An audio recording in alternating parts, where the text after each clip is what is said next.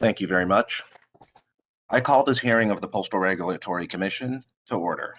I am Michael Kubianda, Chairman of the Commission, and joining me today are Vice Chairwoman Poling, as well as Commissioners Acton, Cobb, and Fisher.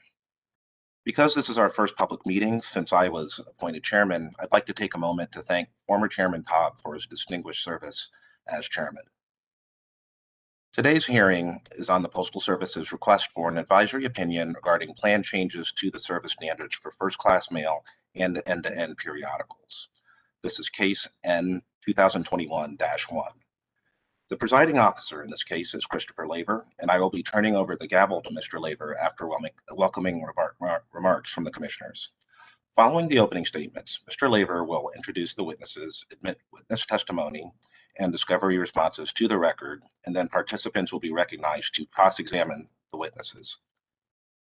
This is a complex and high-profile case at a challenging time for the Postal Service and its customers, both household and enterprise customers.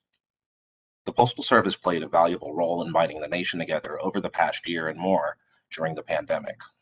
Postal employees connected merchants with their customers and provided valuable communications links for households who were often isolated. At the same time, this venerable organization has experienced declining service quality and a continued reduction in market-dominant mail. The law does provide the Postal Service with flexibility in adjusting to these new conditions. However, there remains an important role for oversight, transparency, and accountability as the Postal Service seeks to implement changes to its network and to its service standards. That is what this advisory opinion process is about, and that is the role of our commission in this proceeding.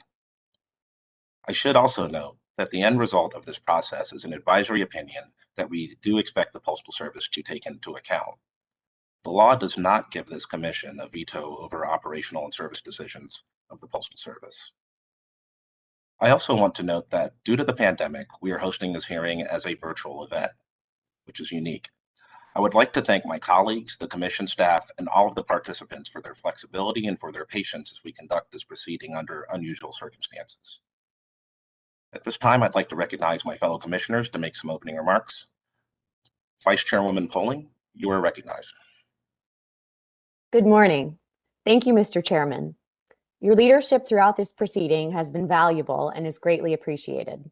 I would like to welcome all of the parties involved today, the witnesses who will be testifying, the representatives of the intervening parties, and members of the public watching with great interest from around the country. I recognize that this process has advanced quite rapidly, and I thank you all for your participation in this critically important proceeding, which is a key part of the PRC's statutorily required responsibilities. For the second time in the last decade, the Postal Regulatory Commission stands assembled for a hearing on changes to service standards for first-class mail, the Postal Service's most well-known flagship mail product. The Postal Service's proposal also includes changes to service standards for a portion of end-to-end periodicals. The central issue before us is one of service, because after all, the Postal Service is a government service provided to people in all communities throughout the nation. The national reach of the Postal Service, along with the speed with which it moves mail and packages across the country, makes this organization critical to the lives and livelihoods of many American citizens and businesses.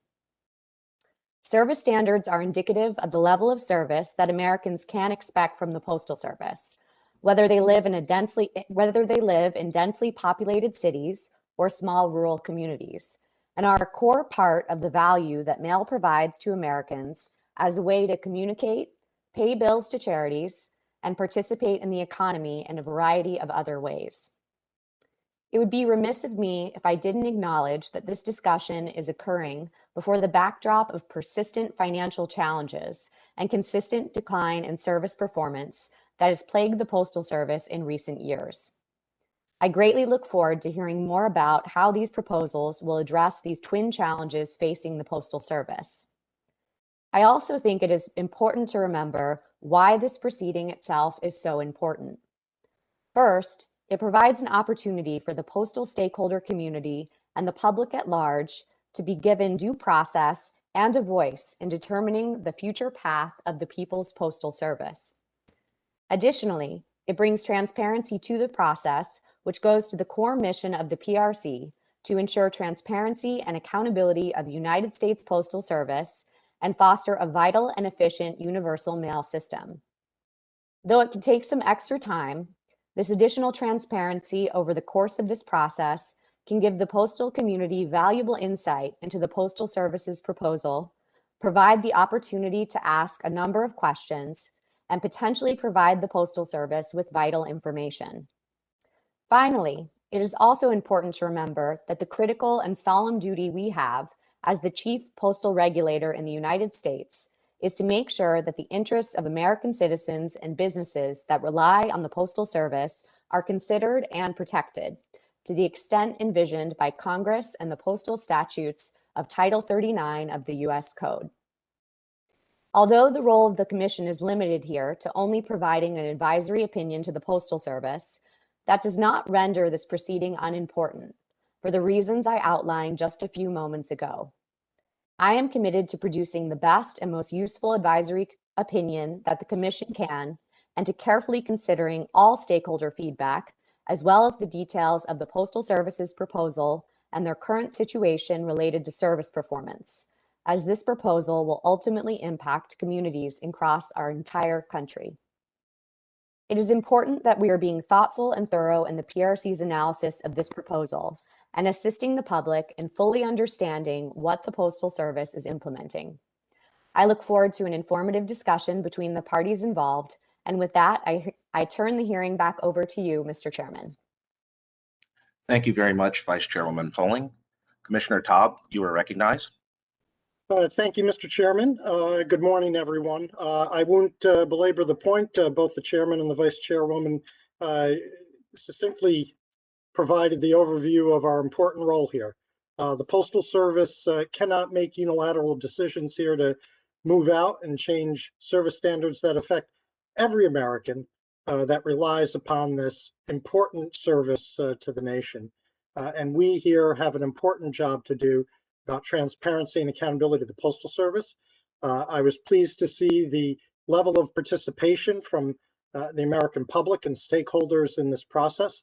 I've had the opportunity during my tenure at the Commission to participate in previous advisory opinions, and I'm hopeful that the Postal Service will understand and appreciate that the opinion that we ultimately render will help ensure that things may be improved in this proposal that's before us.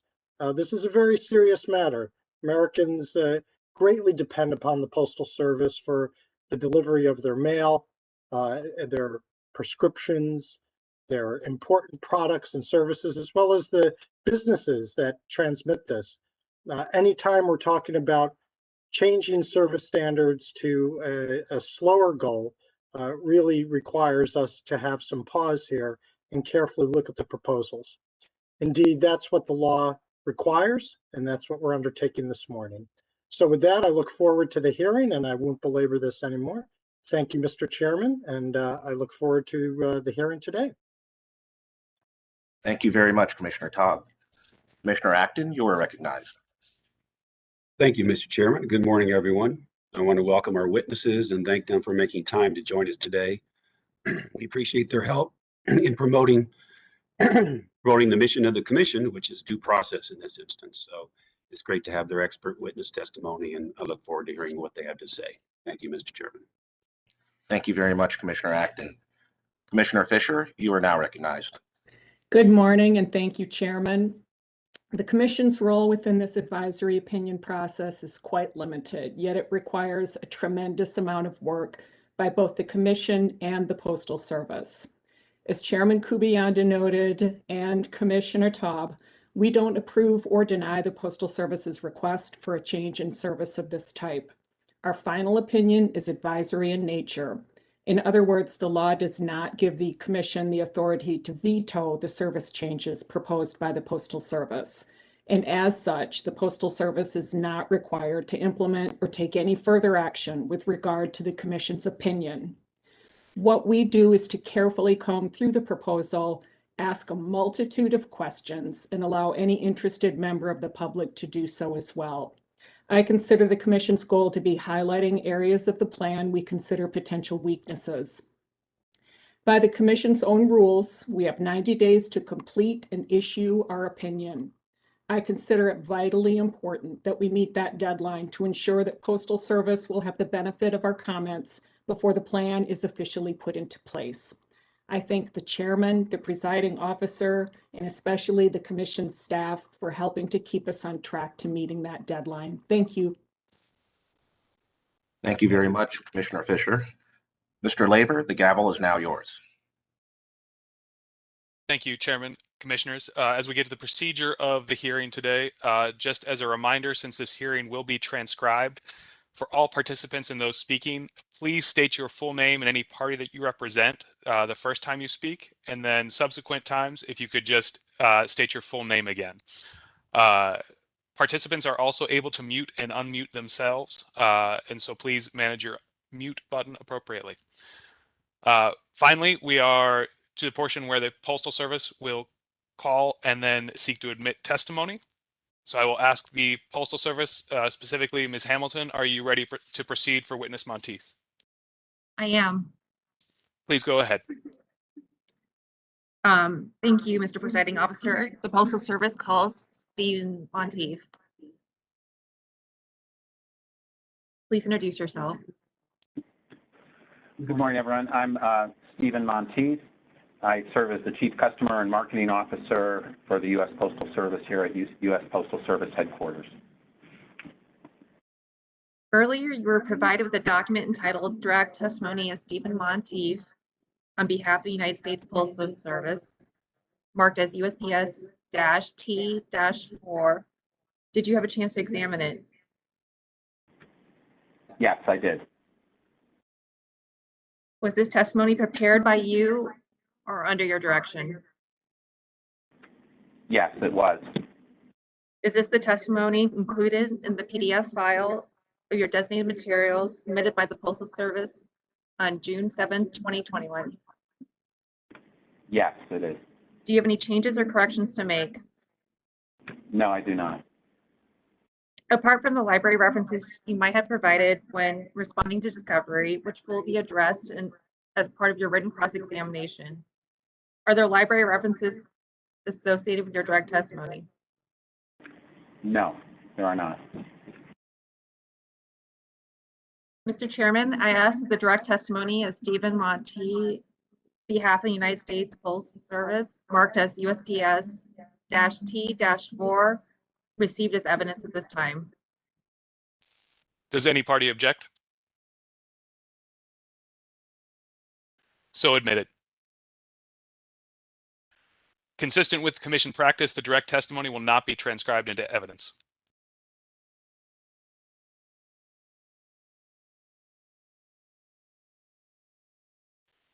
Mr. Monteith, have you had a chance to review the designation packet prepared for the Postal Service on your behalf? Yes, I have. Do you have any additional changes to those materials? No, I do not. If you were to testify orally today, would your answers to those questions be the same? Yes, they would. Without objection, I will admit the written cross-examination questions designated and filed by the Postal Service into evidence for witness Monteith. Hearing no objections, those are so entered. Today we have one party, and then followed by the Commission, that has requested to have oral cross of Mr. Monteith, and that is Douglas Carlson. Is there any other party that wishes to cross-examine witness Monteith?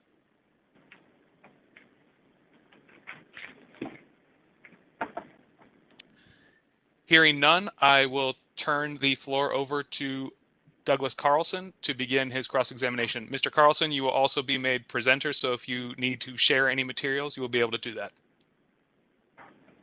Thank you, Mr. Presiding Officer, and good morning. My name is Douglas Carlson. I am representing myself in this proceeding. I would like to thank the Commission staff, the Postal Service, and especially witness Monteith for their time this morning in conducting this hearing on, as the other commissioner said, on a very important matter. So I would like to begin with a question to Mr. Monteith. Do you believe that the Postal Service's proposal in this docket will result in first-class mail service that is better than the post-pandemic service that the Postal Service would provide without these changes in service standards? Yeah, thank you, Mr. Carlson, for that. Yeah, I do. So do you think that if we look at fiscal year 2019 data, where 81.4% of mail committed to a 3 to 5 day standard was delivered on time and 97.2% was delivered in 5 days, is worse than a future state where none of the mail is delivered in 3 days and 95% is delivered in 5 days? I'm sorry, Mr. Carlson, the last part of that broke up for me. I tracked you till 97.2%. Okay, so in fiscal year 2019, the data showed that 3 to 5 day delivery was 81.3% on time. It was 81.4% on time and 97.2% delivered in 5 days. Under the current proposal, 95% of the mail would be delivered on time in 4 to 5 days. So I'm sorry, I'm now confusing my question. So let's focus on mail today that has a 3 day service standard. In fiscal year 2019, the data showed that 81.4% of the mail was delivered in 3 days and 97.2% delivered in 5 days. If we change the service standards and this mail goes to 4 to 5 day delivery, it will be delivered 95% on time. Do you think the new service, which is slower, will be better than the older service, which was faster? Hi, this is Amanda Hamilton from USPS. I'm just going to interject real quick there. We're not able to verify those figures, but Mr. Carlson, for purposes of answering your question, we'll accept your premise is true, and I'll let Mr. Monteith answer. Okay, thank you. So as you break it down, the 81% that you cite would have been all 3 day mail, and the 97% talks about, if I accept the premise, that all that mail was delivered within 5 days, and 97 point whatever the percent was. I'm sorry, I didn't jot it down. So if you break it down, only about 9% of the volume has a 5 day standard. So we're going to be working off a base of 3 day volume, 2 day volume at 95%, 3 day volume at 95% in 3 days, 4 day volume at 95% in 4 days, and then 9% of the volume would be 95% at 5 days. So I have not done the math, but the majority of the volume will be delivered in 4 days or less, with 9% being at 5 days. So I believe that we'll be providing, as a result, more consistent and reliable service to our customers. Do you agree that mail volume is positively correlated with customers' perception of quality of service? I believe that that is a factor. I believe that based on our analysis and the analysis that we submitted in our testimony, that there's factors that drive mail volume much more dramatically than service. But I believe that customers do look at that reliability and consistency as important. And are you aware that Witness Thrust calculates that the Postal Service's proposal in this docket will reduce mail volume? Yes. Can you please describe all customer feedback that the Postal Service has received that supports the proposal described in this docket to extend service standards, in some cases, to 4 or 5 days? So most of the feedback that we have received is in terms of, I'll break it down into a couple things. In terms of our discussion with customers, we've been working with customers and mailers in terms of taking a look at the impact of the service standards. And so we've been doing a lot of work with them as they've looked at the pairs and so forth, and they're working to determine how they're going to react to the service standards. I believe that from the consumer side, we've received a large number of responses to the Federal Register notice, and we are currently reviewing those. So I can't cite anything directly right now, but we continue to work with our customers and evaluate all the feedback that we're receiving. Why didn't the Postal Service make an effort to talk to individual customers about the proposal, either in a representative way through market research or a call to a website before actually submitting this proposal to the Commission? In terms of direct outreach to consumers, our outreach is through the prescribed processes after we file. We do, as I cite in my testimony, use our brand health to track consumers' views of postal services and evaluate how we're doing on the consumer side and also on the business side. Does the Postal Service's proposal consider the needs of customers for any particular service standard? So, for instance, did the Postal Service look to people in San Francisco and evaluate how fast they might need their mail delivered to Washington?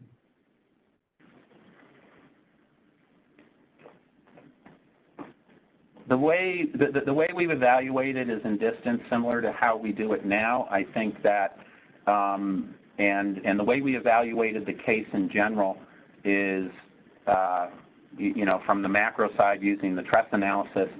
And part of that is because each customer, each mailer, whether they're a consumer or a large business, make those determinations based on the needs that they have. So we did not go specifically down into segments in terms of distance or so forth, and then each customer makes decisions based on their needs.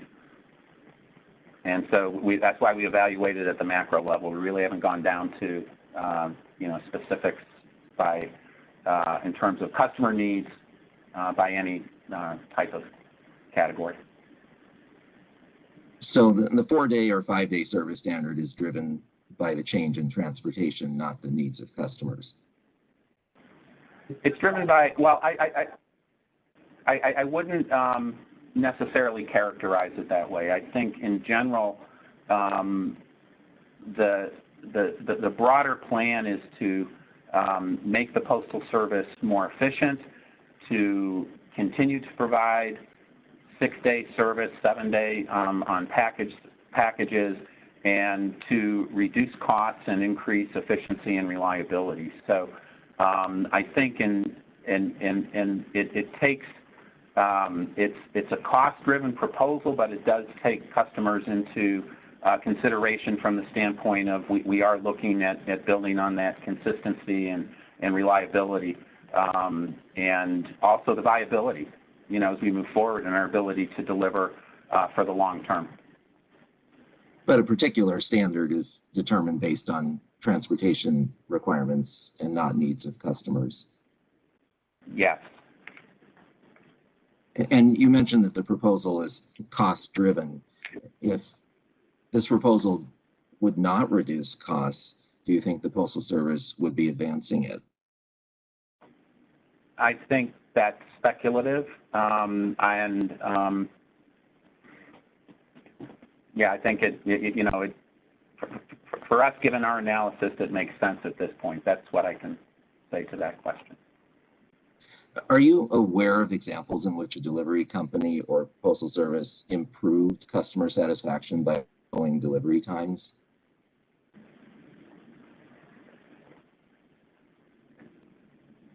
Not specifically, but I'll give you an example in my experience, and it's not necessarily related to first class, but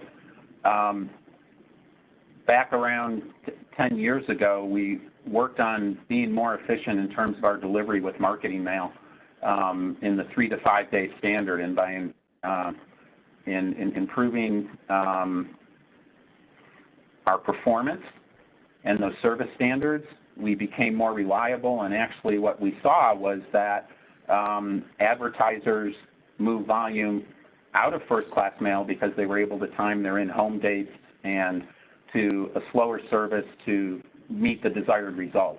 So that's an example from my experience where, you know, mailers chose actually a slower service and our customer satisfaction at that time improved. But you didn't actually slow the service that they migrated to. You improved it, improved the on-time performance. We improved on-time performance, but they chose a slower service, is my point. So that's why I said it's an example that's similar, but not necessarily exact.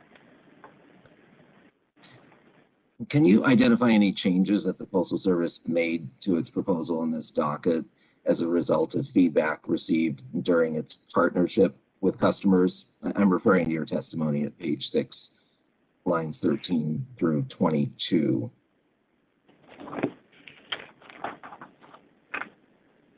So page 6, lines 13 through 22, if you can identify any changes that the Postal Service made to the proposal described in this docket as a result of feedback received as partnership with customers.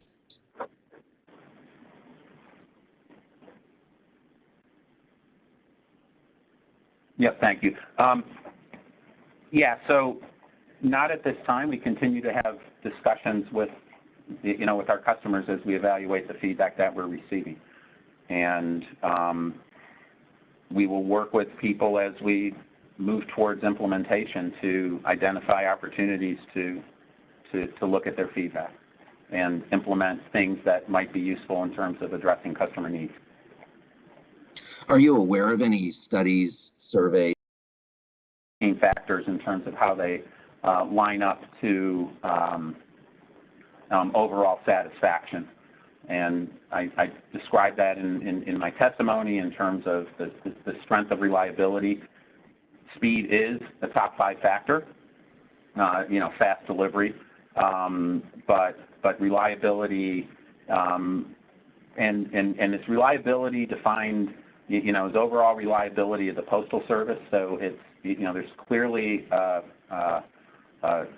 service component in terms of delivery, but it also, that factor also ties to potentially customers' experiences at retail through .com and so forth, and that's why we added the question around consistently is delivered when expected, and we think that gives us the delivery question, and we've seen that factor as well surpass the speed. So it doesn't it doesn't say that speed is necessarily, it's an important factor, but in terms of driving overall satisfaction, it really comes down, in my opinion, to in reading the data, to the reliability and that consistency of delivery.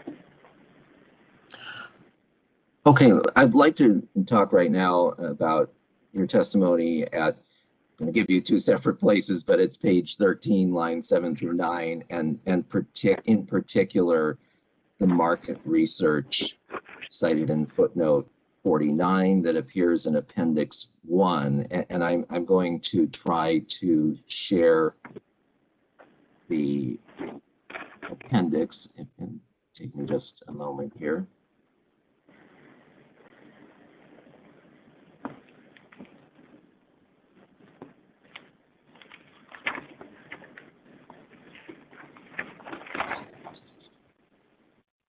Just one minute. And did attachment 1? Say again? Did you say attachment 1? You said appendix. It's probably appendix. Let's see if I'll put it up on the screen. Okay. If one can see the bar chart.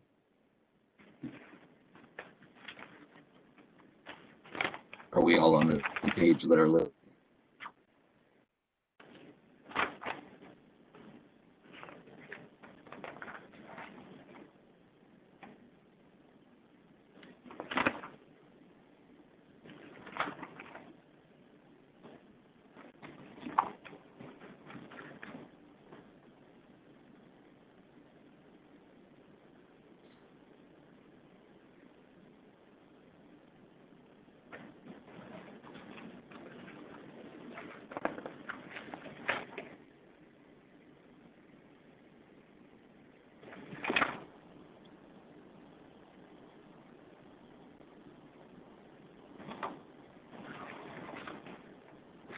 I have the reference. I don't know if there's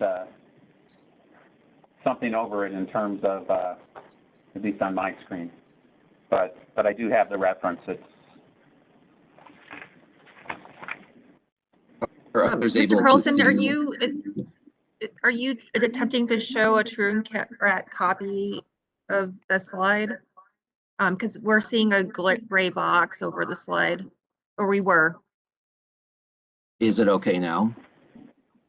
Do you see a slide that says USPS performance on top 5 drivers of satisfaction?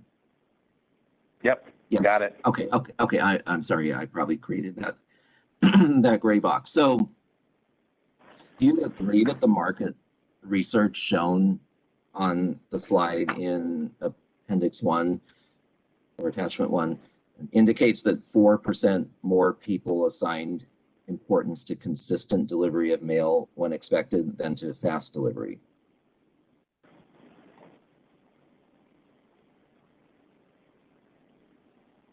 Yes, and that's for, I believe this is the one from Q1 of FY 21, which would be October, November, December of 2020.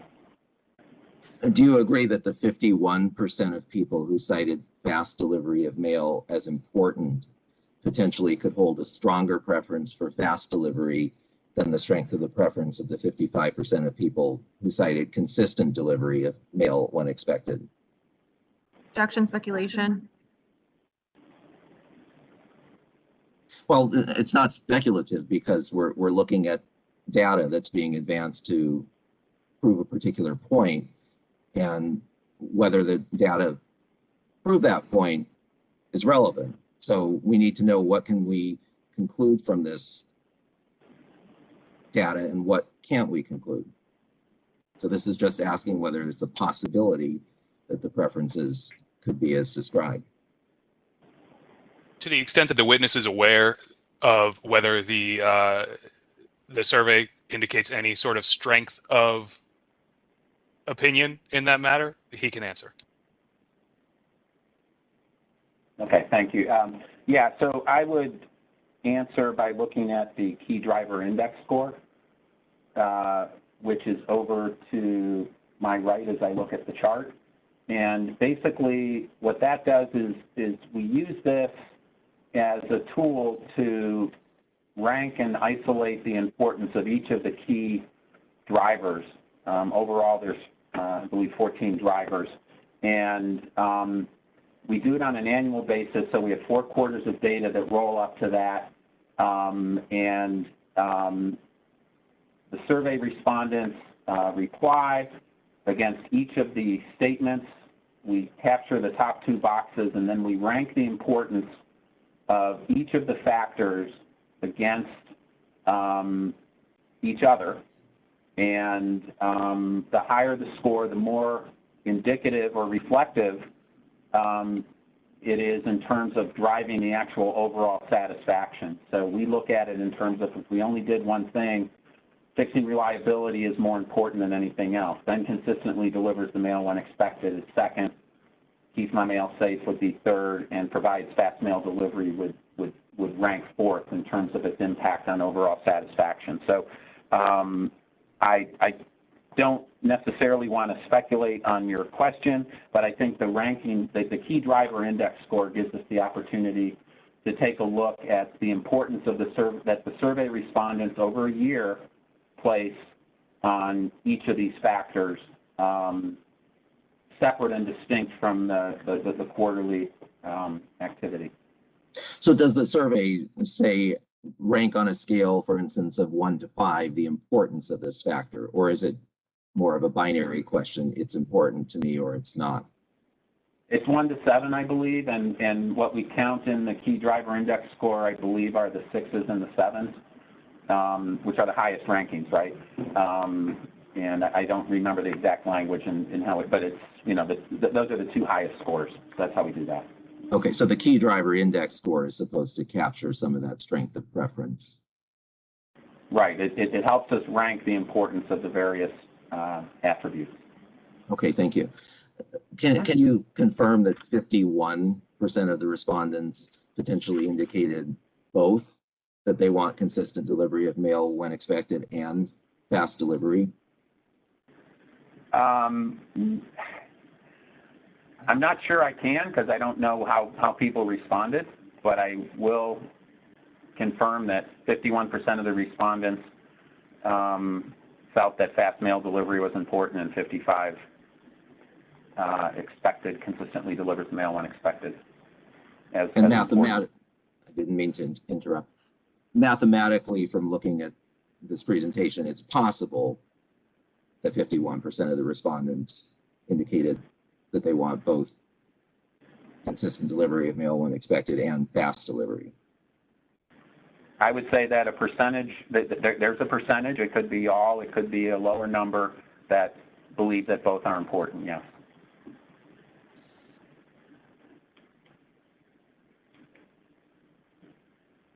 So assuming that the respondents to the market research had logical and consistent preferences, and do you agree that no data exists to disprove the possibility that if these respondents had been asked their opinion of the proposal that is the subject of this docket, a majority would have disapproved of it?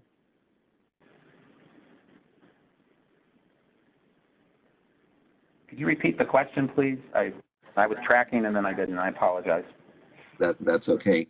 So assuming that the respondents to the market research had logical and consistent preferences, do you agree that no data exists to disprove the possibility that if these respondents had been asked their opinion of the proposal that is the subject of this docket, a majority would have disapproved of it?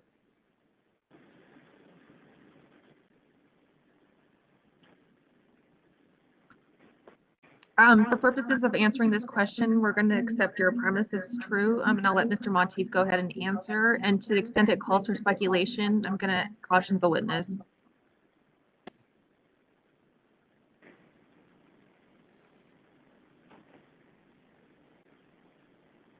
So it's basically just, if I could restate that, respondents to the market research, do I have an indication that they could disprove the possibility that the majority would disagree with this? Is that a fair paraphrase, Mr. Carlson? Yes. Okay.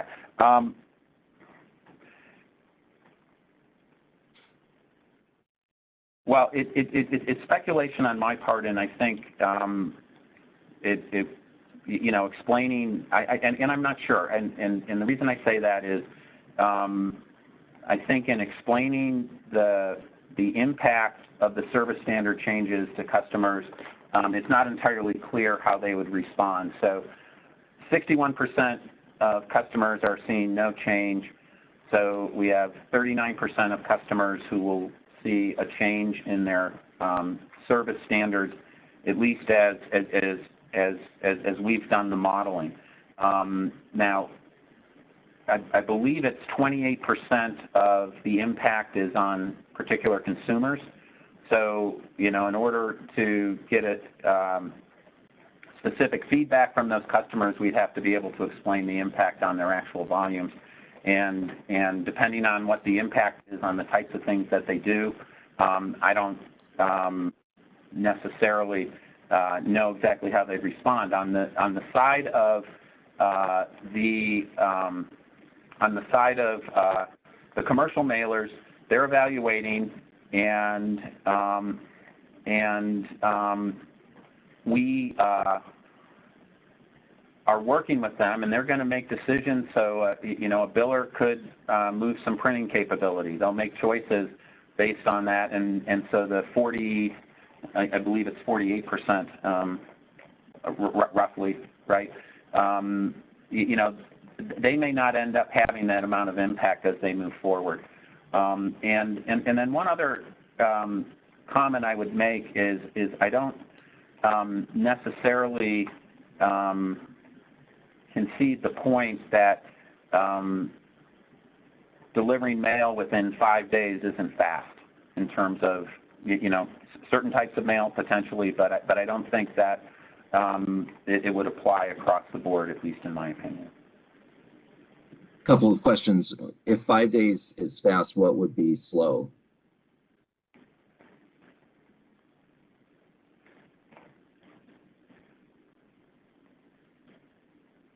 I think to that one,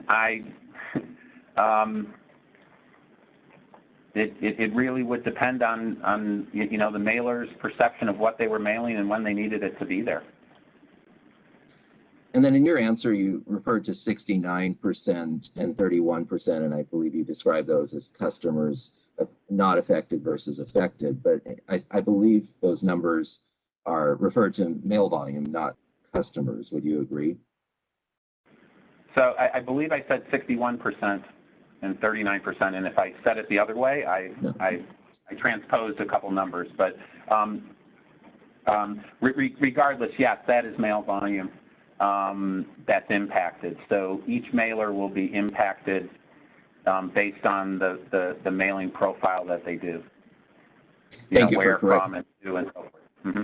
Thank you for correcting my number. So in reality, potentially 100% of mailers will experience a greater number of days to delivery if this proposal is implemented than currently, correct? I would say that 100% of mailers could be impacted.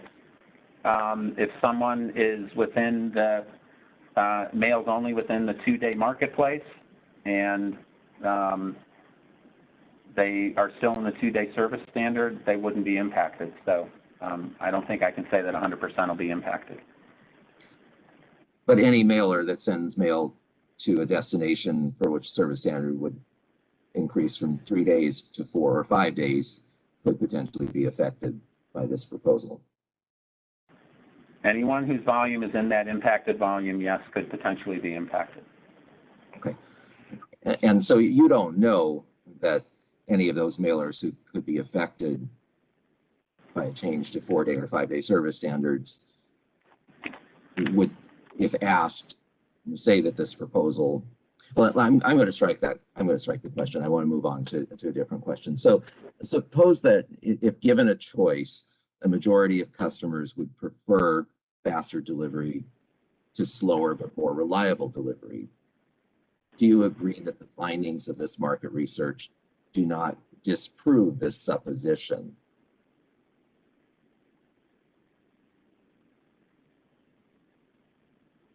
So could you repeat that, please? Yes. Suppose that if given a choice, a majority of customers would prefer faster delivery to slower but more reliable delivery. Do you agree that this market research do not disprove this supposition? So it's possible that the supposition is true even given the findings of the market research that we're looking at in Appendix 1.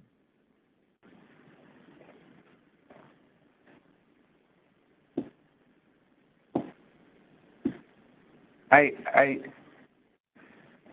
don't know that I could say it disproves it, but I do believe that the reliability and consistency is more important, based on this, and it's been consistent over the years with our brand health, where reliability has, other things have bounced around, but reliability has really been at the top, and is the key driver of our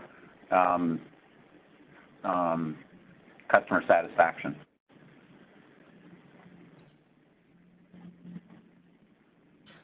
To what extent do you know that customers' definition of reliability is related to meeting a service standard versus something else, like not losing mail or getting it there versus misdirecting it?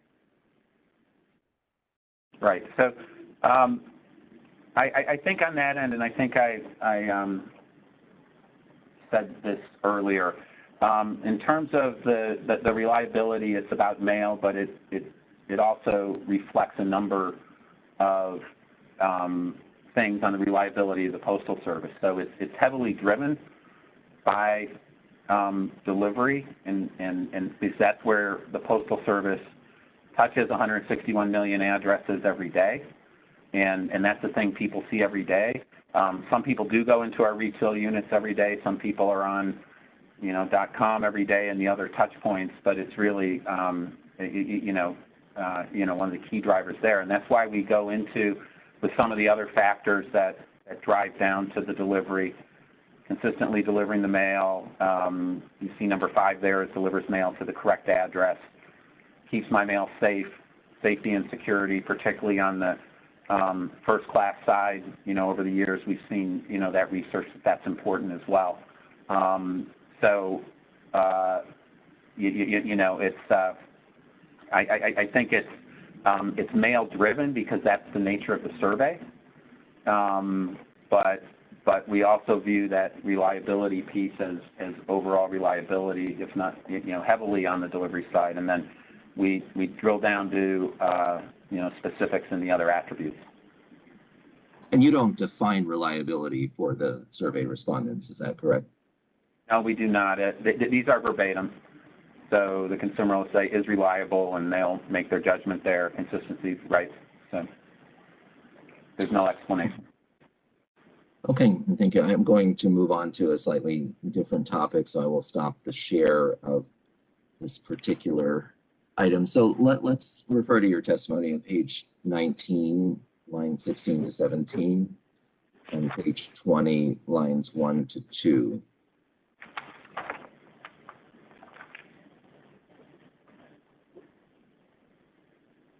Just let me know when you're there.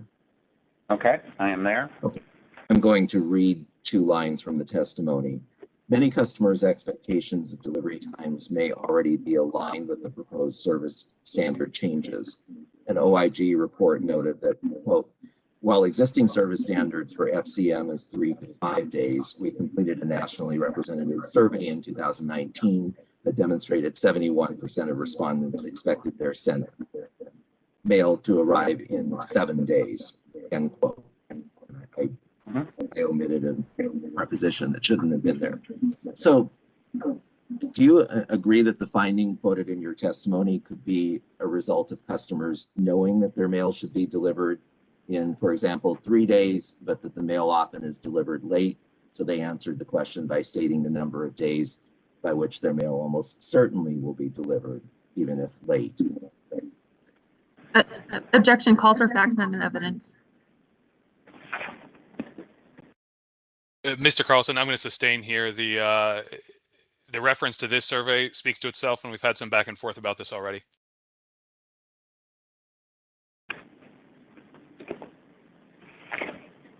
If most customers already expect their mail to be delivered in 7 days, can you explain why the proposal described in this docket might increase customer satisfaction,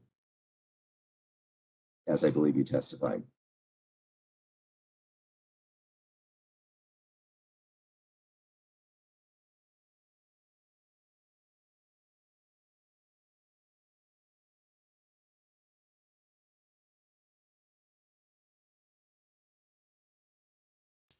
Mr. Monteith, I believe you're muted. Sorry, I'd muted for a second there. Thank you. So I'll start again.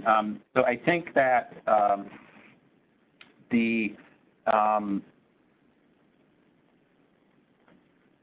statement in the testimony in terms of improving customer satisfaction really drives around that consistent, dependable, reliable service, if you will, in terms of, you know, putting the network in place and adjusting the infrastructure to meet the 95% service standard performance against each of the days of delivery, whether it's 2, 3, 4, and 5, and also being able to provide that consistently and ultimately cost effectively as the volumes change and so forth. So the ability to do it and provide that service really drives, you know, my statement that, you know, we can improve our overall satisfaction by building on the proposal to provide that reliable, consistent service. Do you agree that the formulation of a survey question can affect the responses? Yes, I can agree to that.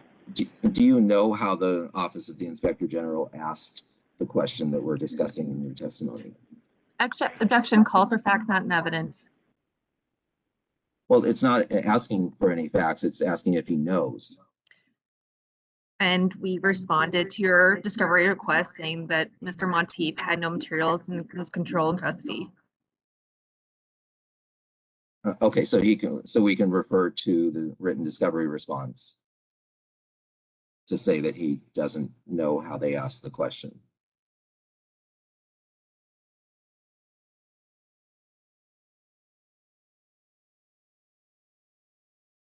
That's right.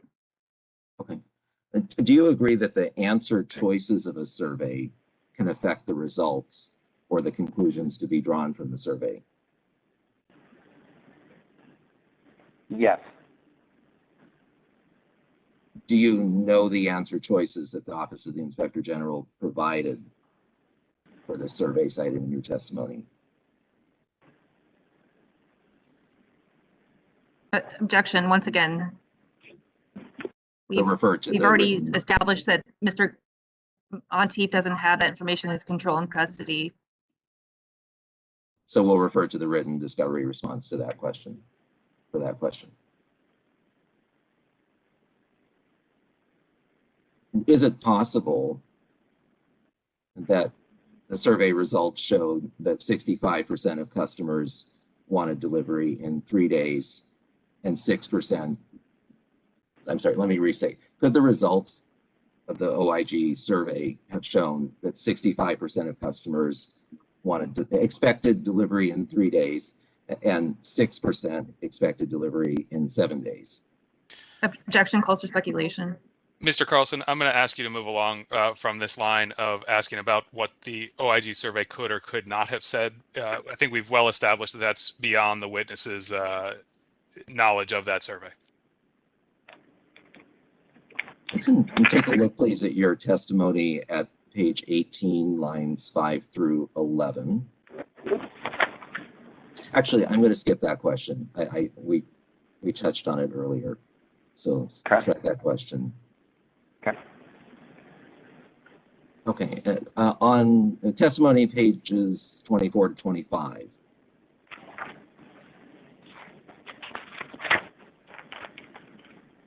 Okay. Can you provide an example of the type of feedback from customers, including the general public, that might cause the Postal Service not to revise service standards as proposed in this docket?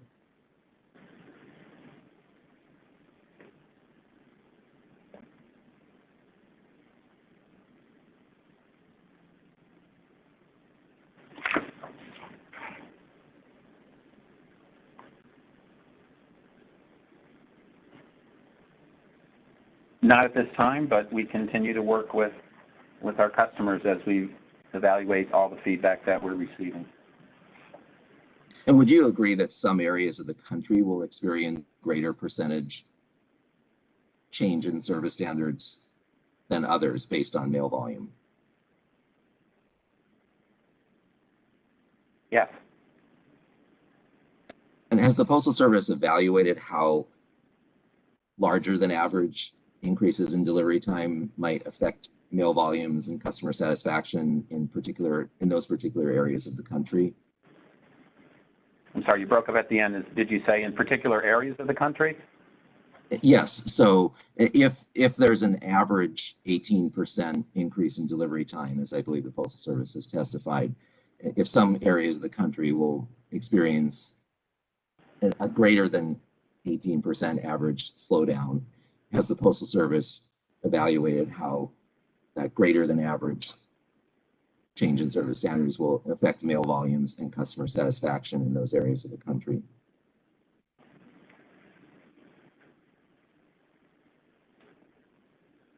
So I think that in looking at that, again, within it's really a function of what volume is being mailed and where it's being mailed to. So there are greater areas of the country, there are areas of the country where if they mail cross-country volume, they will have the greatest increase. So that's in that 9% of volume to 5 days. So Maine to San Diego, Miami to Seattle potentially, right? Those sorts of scenarios for those volumes that move between those pairs. So it's really it's a function of, again, each customer's mailing profile, where they enter the mail volume, how they enter the mail volume. For consumers, it's from where they mail to. For businesses, there's opportunity to adjust production and other things where they enter the mail to alleviate some of those factors. So that's where we continue to work with the customers on those sorts of things. So that's how we look to work through the any specific by area customer satisfaction issues in terms of what the specifics are. But it's possible that mail volume and customer satisfaction will climb more in, let's say, California than in Kansas, because a greater percentage of California's mail volume will slow to 4 to 5 days than Kansas's mail volume. Objection, speculation. Well, the question is just whether evidence. Well, the question is whether it's possible, not that it will. To the extent the witness is able to answer.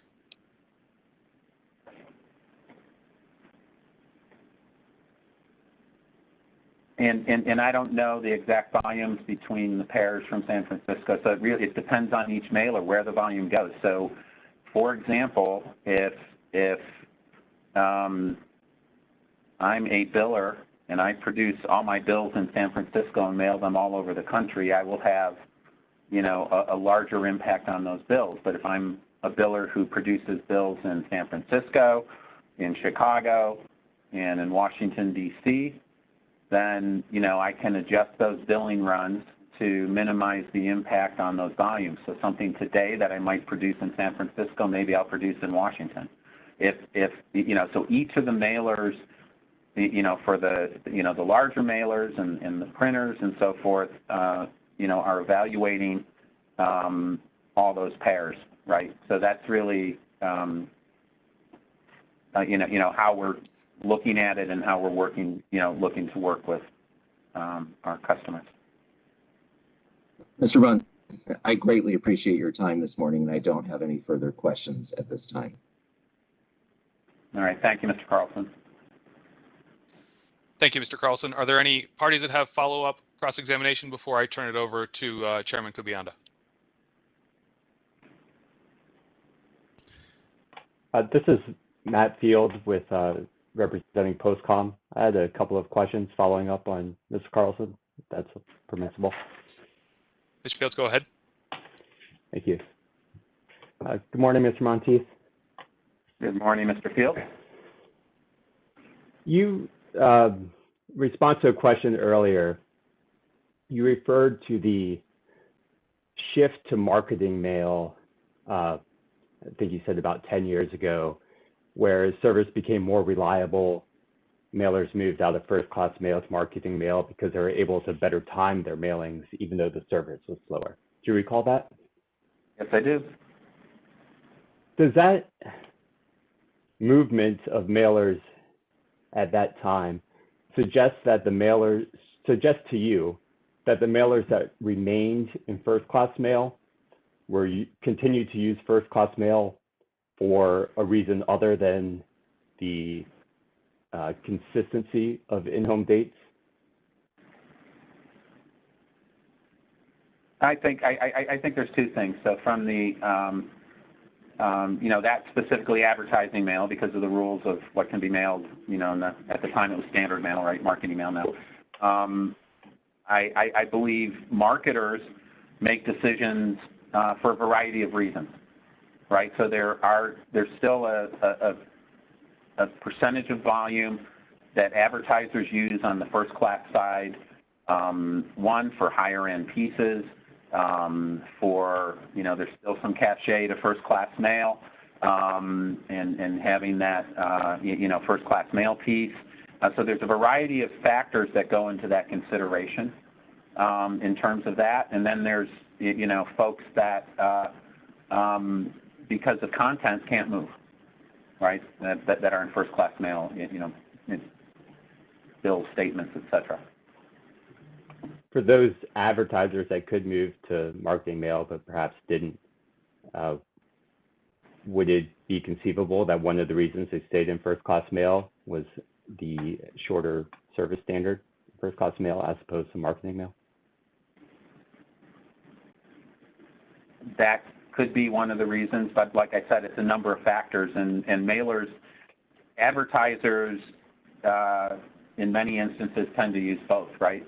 So they'll use for prospecting mailing, they might choose marketing mail for one reason, and they might choose first class for another reason. So there's a variety of reasons that they would make those decisions.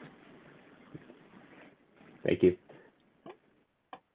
And I also want to refer to the answer that you just gave in response to the question about the different areas experiencing potentially a greater impact from the change in service standards than other areas of the country. And you stated that, you know, for businesses, there's the opportunity to adjust their production and where they mail to alleviate some of the impacts. Do you recall that answer? I do. Did the Postal Service assess the costs that adjusting the production or mailing patterns would impose on the mailers that do so? No, we did not. Do you contend that those adjustments would be costless? No, I do not. That's all I had. Thank you. Thank you. Thank you, Mr. Field. Are there any other participants that wish to have follow-up cross-examination before I turn it over to the chair?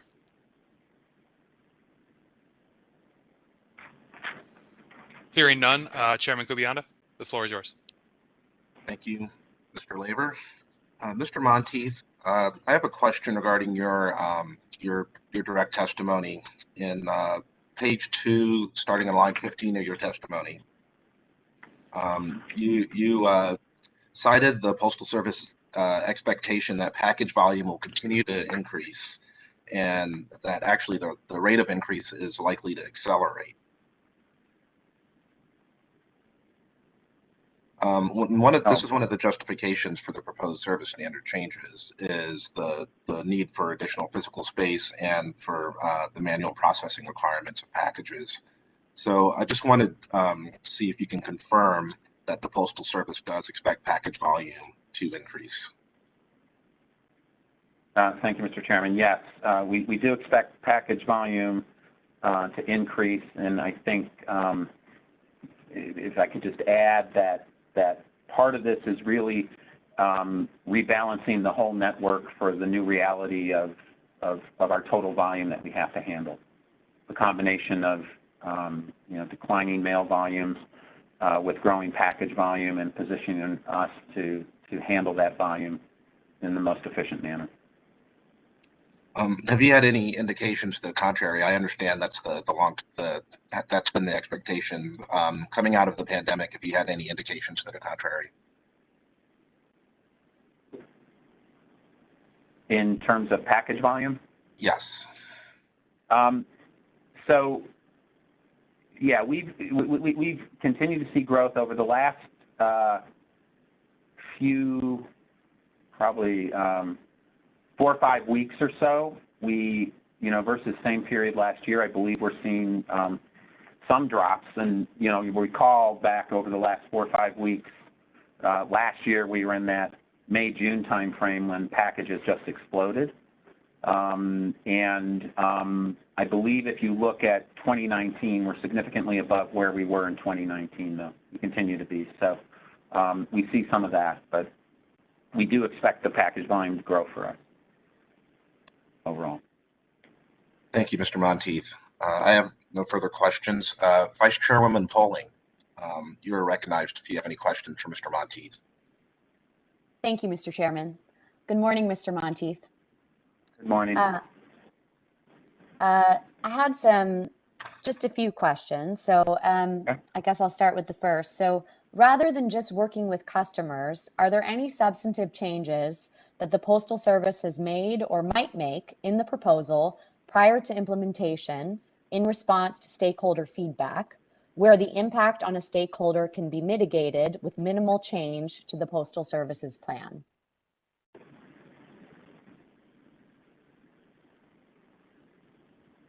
Yeah, at this time, we don't have anything specific. There are, as we talk to customers, we will work with them on, a variety of things as they have needs, as we have over the years in terms of identifying opportunities to mitigate any impacts, for our customer. We don't, to my knowledge, we don't have anything specific at this point. Okay, thank you. I'd also like to ask you some questions about the research you provided as part of your testimony. In the Consumer and Commercial BHT survey, which I think was brought up on the screen not too long ago, you identified overall measures for the top 5 drivers of satisfaction, including is reliable and provides fast mail delivery. Yes. Is it possible to cross-tabulate these responses for various demographic groups and characteristics, such as by age, income level, and urban or rural residency?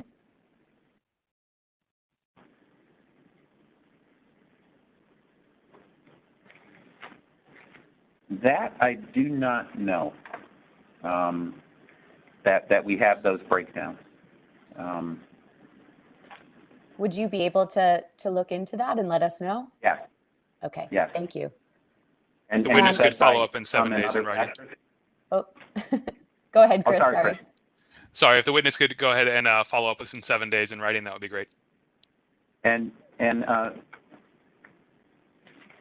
so it's income. Were there a few others? Yeah, that, I'm happy to read it again if that's helpful. Yep. Yeah, please. I jotted income down and I didn't catch the rest of them. No worries. It's hard to do virtually, so I'm happy to read it again. Is it possible to cross-tabulate these responses for various demographic groups and characteristics, such as by age, income level, and urban or rural residency? Great. Okay. Okay. Yep. Thank you. Great. And then I had one final question for you, Mr. Monteith. Are you aware of any research that the Postal Service has conducted in the regular course of business to determine if demand for and use of transactional and remittance first-class mail varies by types of customer segments in the regular course of business? Again, not to my knowledge. I would have to look at our household diary study. I know we have the general factors in the household diary, but we might have some there. Okay. Well, if you are able to look into that and get back to us, we would appreciate it. And I actually had 2 specific follow-ups on that question to look into. I was just curious if any of these studies have ever documented differences in the use of first-class mail between residents of rural and urban areas? Not to my knowledge. Okay. And I have one more. Can you tell me whether any of these studies have ever documented differences in the use of first-class mail between people of different income levels? Again, not to my knowledge, but we will check on all those, okay? Thank you. That's it for me. I'll turn it back over to you, Mr. Chairman. Thank you, Vice Chairwoman Bowling. Commissioner Taub, you're recognized if you have any questions for Mr. Monteith. Well, thank you, Mr. Chairman. Mr. Monteith, thank you so much for your time here, not only today, but I think for those that may not be fully familiar with the process, you have answered an immense amount of written follow-up questions from our presiding officer based on many of the interrogatories from interveners as well as from the commission. And I have gone through all of that and thank you very much. So we do have a lot of the information and questions answered already. The purpose of the hearing today is not to retry and go over all that ground again. I have one specific item that I did want to pursue with you, though, based on the responses we had gotten. Okay. It's actually specifically a response we received to the presiding officer's information request number 3. It's question 25. And specifically, this is all in the context. The question is on the periodicals. Yes. And so wanted to have, if you could confirm, does the Postal Service expect that all end-to-end periodicals which will be affected by the proposed service standard change would be transported on the first-class mail network? And if not, you confirm, if that's not right, hoping you might be able to provide some estimates of the affected end-to-end periodicals which are going to traverse the network distribution center network or are considered local turnaround. Oh, I apologize. I'm going to interject here. That question was redirected to witness Whit Hagenstein. Oh, okay. No worries. All right. Well, thank you for flagging that. I will keep that in the pocket then when we get to that. And I suppose on that point, though, if Witness Monteith, if you have any observations from your foxhole on the effect on end-to-end periodicals, particularly as these networks merge from your work on this.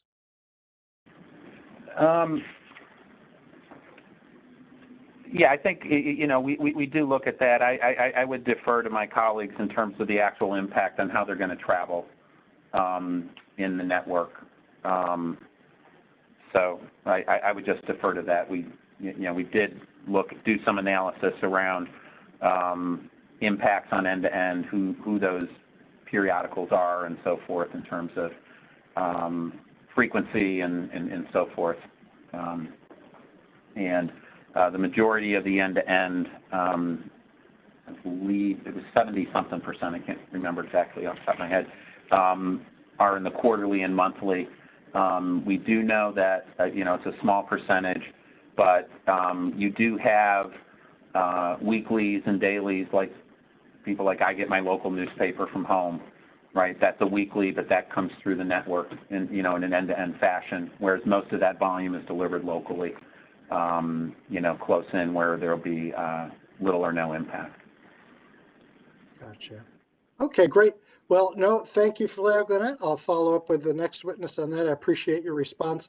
Again, that was really the one area based on the original submission and the follow-ups that I had wanted to pursue was on the periodicals. And thank you for your time. With that, I'll turn it back over to the chair. Thank you, Commissioner Togg. Commissioner Acton, do you have any questions for Mr. Monteith? Yes, thank you, Mr. Chairman. Mr. Monteith, again, thanks for your time today. I know you're a busy man. Huh? You referenced earlier this morning, I think, a Federal Register notice. Is that right? Yeah. Yes. And what's the nature of that notice? The nature of the notice as part of the process is we file a notice that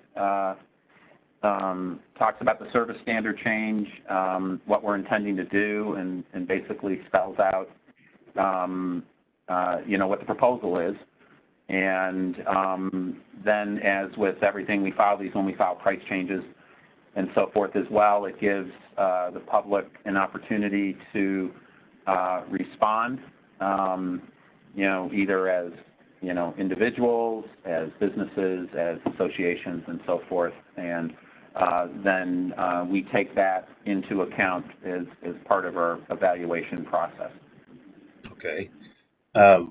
I'll ask Witness Citron when he comes aboard, but he referenced another Federal Register notice with respect to changes in your regulations that will accommodate your new proposed standards. And that's separate from what you're talking about. Is that right? I don't think so. I think it's the same one. I'd have to look. Yeah, it's the same one. Okay. So I might have. So you've begun that process of the changes in your regulations. Yes.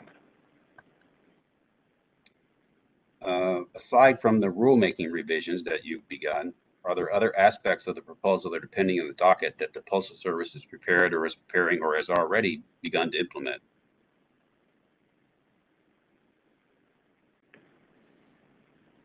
I don't think there's anything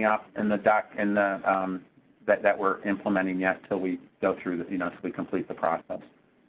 Okay. At the outset of your executive summary, you state the Postal Service's annual mail volumes have been declining over the past decade and are expected to continue.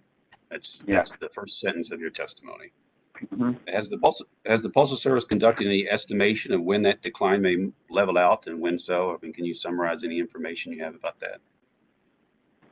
I believe in our 10-year forecast, we don't see it necessarily leveling out.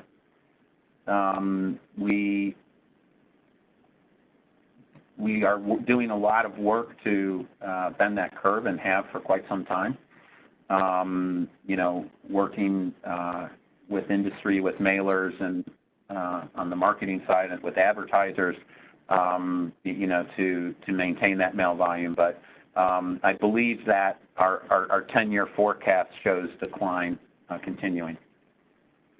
Without end? The last one I saw is 10 years, so I can't speak beyond that. Okay. Has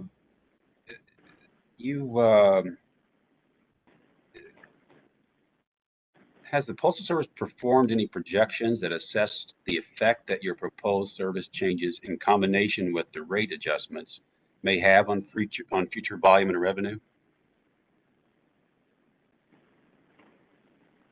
In combination, not to my knowledge. Thank you, Mr. Monteith. Those are all my questions. Thank you, Commissioner Acton. Commissioner Fisher, do you have any questions for witness Monteith? Yes, I do. Thank you, Chairman. Witness Monteith, do you believe that the Postal Service's market research demonstrates that consumers value reliability more than the speed of delivery? And I would ask you to please refer to the response to the presiding officer's information request number 3, question 27, which states that, quote, is reliable attribute was incrementally more predictive of overall satisfaction than the, quote, provides fast mail delivery attribute based on the prior year's data. Please also refer to your response to, presiding officer's information request number 1, question 34. Okay, what was the question number on number 3? It was question 27. Question 27, thank you. And then the number on 1? 34. Okay, thank you. Give me a second here.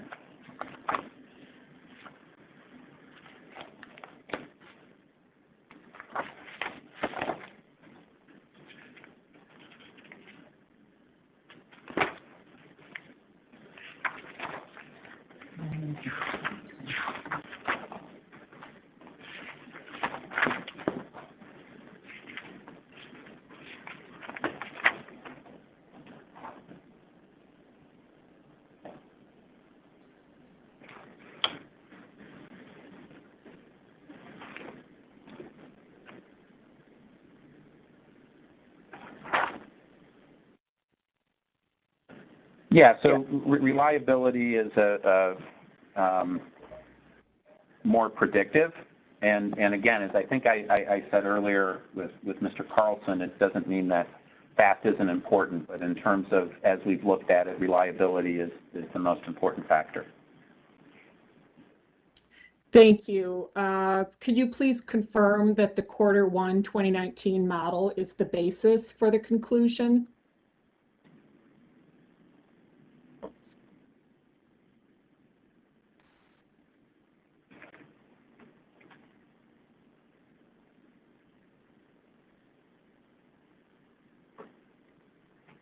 Yep, so I cite 2019, but we've seen that over the years as well. Okay. And then I have a last question I'm going to ask, then I'm shortly going to turn it over to a member of the staff for a few more follow-ups, but are you able to test for statistical differences across attributes over time?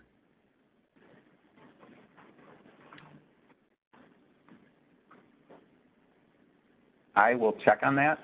Okay. I'm sure there's things we can do, but I'll check on that. Is there a specific question or just? No. Okay. So test for statistical differences and attributes over time. Okay. Yeah. Before I turn the questioning over to the commission staff, I just want to take a couple minutes to add a few personal comments related to the conversations regarding consumer preference for reliability over speed. You don't have to answer this. I'm just opining a little bit. While I don't have any studies that say consumers value reliability over speed, I do think that you are likely correct in noting this in your testimonies, and that this specific plan will likely have little impact on customer satisfaction. Prior to becoming a commissioner, I served for 10 years as the director of the Commission's Office of Public Affairs and Government Relations. That office receives thousands of letters, emails, and calls from consumers each year. I've always considered that communication to be just a snapshot of what the Postal Service likely receives from the public. The Commission's Consumer Relations Specialist shared with me a sample of the typical service-related comments we received in a week this past April. We received comments like a postal customer complaining that delayed mail delivery resulted in a delivery of dead baby chicks. Several people claimed that they received mail delivery only 3 or fewer days per week. One person noted that while her regular carrier is a wonderful man, if he's absent, their mail is either delayed or not delivered at all. Complaint regarding receipt of a birthday card with the gift card removed, along with the complaint that a gift card was sent to a set of twins. Each received their own card, but only one twin received her card. Attempts to call the local post office and no one answers the phone, and frustration at tracking claims that a package was delivered when it actually was not.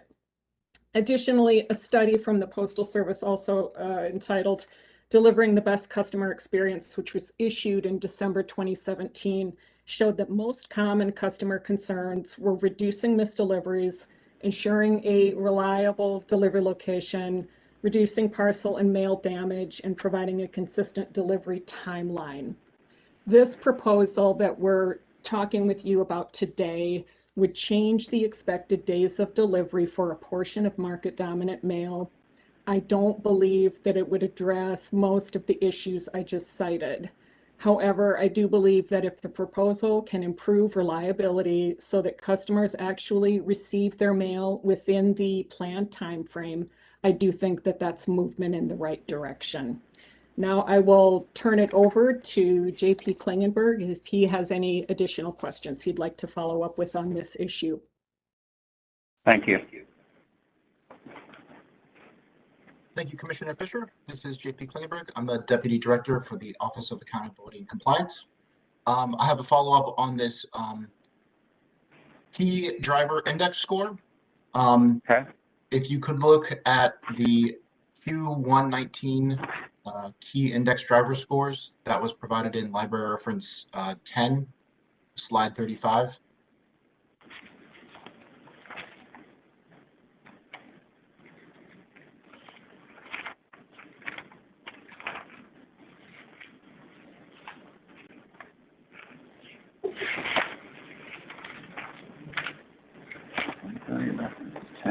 Let me find that. I'll find it.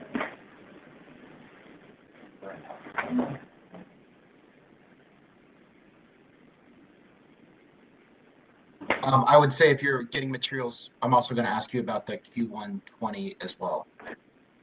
Okay, so I want 2019, Q119 and Q120? Yes, please. Okay, so, okay, sorry, bear with me.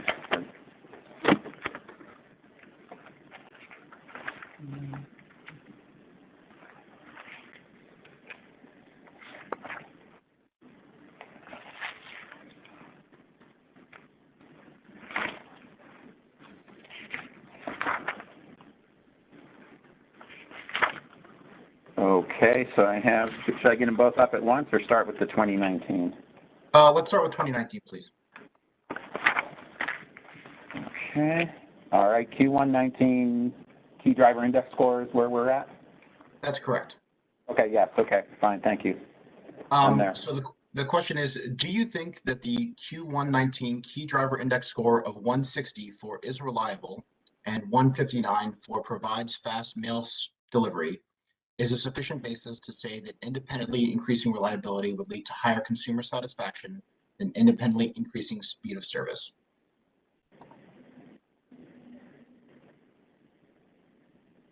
So I think based on my understanding of the key driver index, that reliability is more indicative. I know the numbers here are close, so fast is important. I think I've indicated it's been a top 5 factor, as we go forward. But I still, the way we use it is that's the most indicative, and then you go down the list. So in this case, in 2019, fast would have been the second most important factor. Has the Postal Service conducted any studies to evaluate the statistical significance of these two key index drivers? That is there anything like a Z-score to differentiate the score of 160 from 159 from a statistical perspective? That I do not know, so I will have to find that out.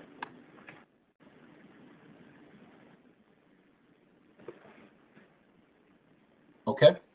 The next question is on Q20. Q120, right? Yep. Q120. Okay. Give me a second here.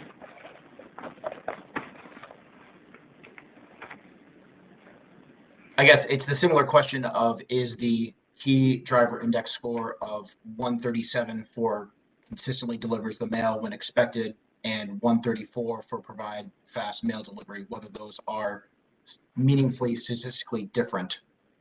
Right. So again, my understanding, the way we use it and the way we understand it is reliable is more indicative, and I will check on the, I guess you're asking the Z-score question for that one as well, correct? Yeah, and then the final follow-up is whether there's any longer run statistical analysis with these data starting in the 17 report and leading all the way through the 20 report to see if those statistical differences hold or vary over time. Okay.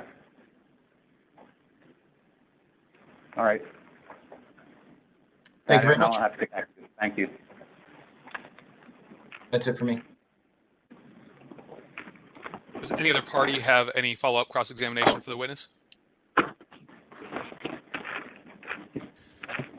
Hearing none. Postal Service, do you need a moment with your witness to confer about redirect, or are you prepared to either proceed or decline at this juncture? We would need a moment. Thank you. Okay, if we could take a brief, is 5 minutes enough? Yes. We'll reconvene at 11:35 EDT, and at that point, we will ask the Postal Service for redirect and move from there. We're temporarily adjourned. Thank you.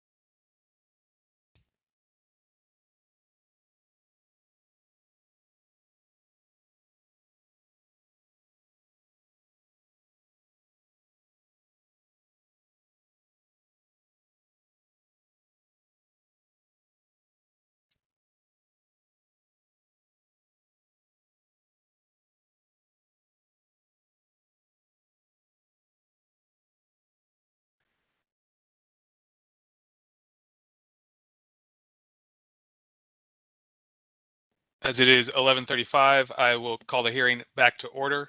Reminding the witness, you may continue to consider yourself under oath. Ms. Hamilton, are you ready to proceed with either redirect or deferring? I am, and I apologize. I'm going to echo in this room when I speak, so I'm going to actually take you with me real quick as I travel.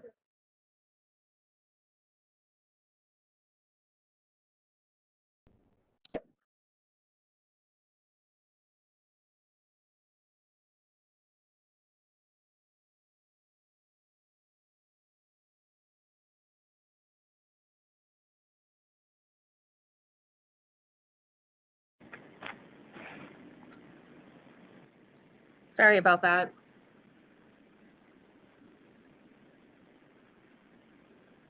Witness That's okay, I when want you're to ready. talk to you about your customer survey, specifically the brand health survey from Q1 2019. There, I believe there was a 1-point difference between fast delivery and reliability. Is that correct? Yes.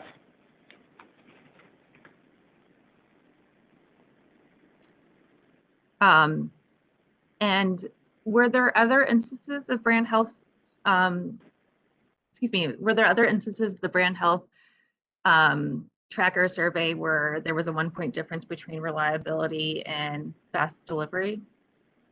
I don't believe so. I think the spread was wider. Okay. And in response to feedback relating to this docket, which is N2021-1, did the Postal Service provide any additional information or make any changes or do anything in response to customer feedback received? Yeah, we did provide all the origin destinating pairs as a result of the public meeting, which allowed customers to start to do the evaluation that I was speaking about earlier, in terms of, the impact on their specific mailings and so forth. So they're still assessing. We haven't at this point received specific customer feedback that would necessarily be actionable yet, but I know customers are still working on it. My apologies. So is it your answer that let me just make sure if I'm understanding your answer correctly. Is it your answer that the Postal Service hasn't received any actionable feedback that would result in substantive changes to the proposal? At this time, not to my knowledge. And do you happen to know how much of the mail volume will be moved, first-class mail volume will be moved to 5 days as a result of this proposal? Yeah, I believe it's 9.7%. And do you happen to know how much of first-class mail volume will be impacted by this proposal? I believe it's 39%. And what are the, do you track customer satisfaction beyond the work that you do in the brand health tracker survey? Yes, yes, we do. And we used some of it in my testimony, specifically mail moments that we do twice a year. We also do work also in my testimony referenced household diary study. Also in my area of responsibility, I have our customer care center. So we receive all the customer calls in terms of, any postal issues, where they call our 1-800 number. I also manage .com. We receive feedback from customers through .com as well as customers respond. And then through our customer satisfaction, customer experience activity that we do as part of our national performance assessment, we evaluate customer feedback at a number of areas on the record in terms of retail, through what we call a point of sale survey, delivery, through a delivery survey, our business service network, our bulk mail entry units. Business service network serves larger customers our bulk mail entry unit, which serves all customers in terms of mail entry. We also measure .com, and then we do measurement based on what we call C360, which are calls and issues that come into our local office. So we measure and evaluate all of those factors in terms of customer satisfaction. And I don't have any further questions. Thank you. Thank you, Ms. Hamilton. Does anyone else have anything further for this witness? Hearing none, Mr. Monteith, I'd like to thank you for your time, remind you of those instances where you have agreed to follow up, and I will ask Postal Service Counsel to coordinate with you to do that within 7 days. Okay. You are excused, and the Commission reserves the right to recall you should it become necessary later in this case, but I don't anticipate it, and thank you again for your appearance and your expertise today. Okay, thank you. Before we move on to Witness Hagenstein and I call on the Postal Service, I wanted to make you aware of some procedural matters. First, just as a note that witness testimony is evidence in the transcript. Those non-questions and statements from either attorneys or any other party are not considered evidence in the case. Second, in terms of procedurally, we will attempt to have a lunch break at some time between 12:30 p.m. and 1 p.m. EDT. So we'll attempt to at least get through the participant cross-examination for Witness Hagenstein, and then we'll break for an hour at that point and come back after that. So without further ado, Postal Service, Mr. Meadows or Mr. McNulty, are you prepared to proceed and call Mr. Hagenstein?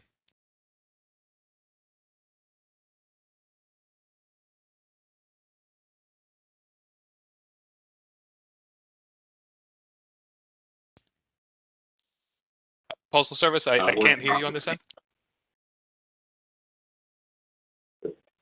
Should be unmuted now. Hello? I can hear you, Jeff. Can you hear me now? Yes, sir. Okay, thank you. I'm not sure what you got before. My name is Jeff Meadows. I'm an attorney with the Postal Service. And Mr. Hagenstein and I are in the same office in the same room. So I'm ready to introduce him now as the Postal Service's next witness. Great. Mr. Hagenstein, you can consider yourself under oath. Mr. Hagenstein, please introduce yourself. Good afternoon. My name is Steve Hagenstein. I am the Director of Logistics Modeling and Analytics under Headquarters Logistics under Robert Centron. Mr. Hagenstein, earlier you were provided with a document titled Direct Testimony of Stephen Hagenstein on behalf of the United States Postal Service, and it's marked as USPS-3-T-3. Did you have a chance to examine the document? Yes, I did. Was this testimony prepared by you or under your direction? Yes. Is this testimony included on the PDF file of your designated materials that were submitted by the Postal Service on June 7, 2021? Yes. Do you have any changes or corrections to make? No. If you were to testify orally today, would your testimony be the same? Yes. Apart from the library references you may have provided when responding to discovery, which will be addressed as part of your written cross-examination, are there any library references associated with your direct testimony? Yes. Now, are those listed in your direct testimony? Yes, they are. On page IV, we have USPS-LR-N2021-1-1, USPS-LR-N2021-1-3, and then we have a non-public library reference as well, USPS-LR-N2021-1-NP1. Mr. Hagenstein, just to clarify too, in addition to the two public library references, 1-1 and 1-3 that you noted, there's also a USPS-LR-N2021-1-2. Is that correct? That's correct. Thank you. I just wanted to clarify that. And it's your intent to sponsor the library references that you have listed as associated with your direct testimony. Is that correct? Yes. Mr. Presiding Officer, I ask that the direct testimony of Stephen Hagenstein on behalf of the United States Postal Service, marked as USPS-T-3, as well as the associated library references, be received as evidence at this time. Any objection? Hearing none, so admitted. Mr. Hagenstein, I apologize. Have you also had a chance to review the designation packet with the written cross-examination and associated library reference filed by the Postal Service on June 7th? Yes, I have. If you were to testify orally today, would your answer to those questions be the same? Yes. Do you have any additional changes to those questions and answers? Yes, there was one change, as noted in designated materials filed by USPS on June 7th in our response to the information request number 1, question 17, point E.1. The name Whiteman has been inserted in response to the correct witness name. Thank you, Mr. Hagenstein. Is there any objection to those materials being entered into evidence? Hearing none, we enter the direct testimony as well as library references sponsored for both the direct testimony and the designated cross-examination questions. And per commission practice, those will not be transcribed. We also enter the written cross-examination questions so designated, and those will be transcribed into the record. For witness Hagenstein, we have one party, Mr. Douglas Carlson, who has indicated an intent to cross-examine. Is there any other party that wishes to cross-examine Mr. Hagenstein?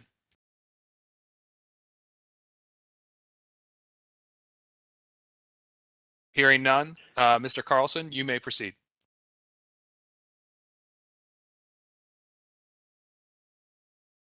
This morning of the project, and I recognize the hard work of you and other Postal Service employees to implement it. So I want to begin carefully, of course, with a non-public library reference number 4, which provided the origin destination pairs that would continue to be transportation if this proposal were implemented. And can you speak to which extent does that library reference represent steady state? I believe I saw a response somewhere that said that when the changes take place, there will be more use of transportation. There will be once a surface network is further built out. Can you speak to that question of possible phasing?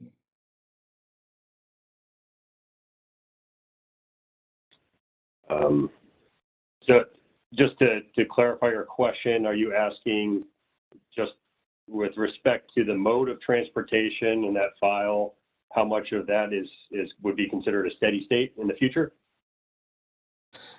Yes. So if A to B is listed in the file as air transportation.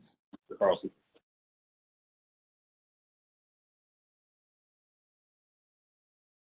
Do you hear now? Yes, I can hear you now. No audio? Okay. So if A to B file is air transportation, is A to B going to be air transportation in the future at full implementation?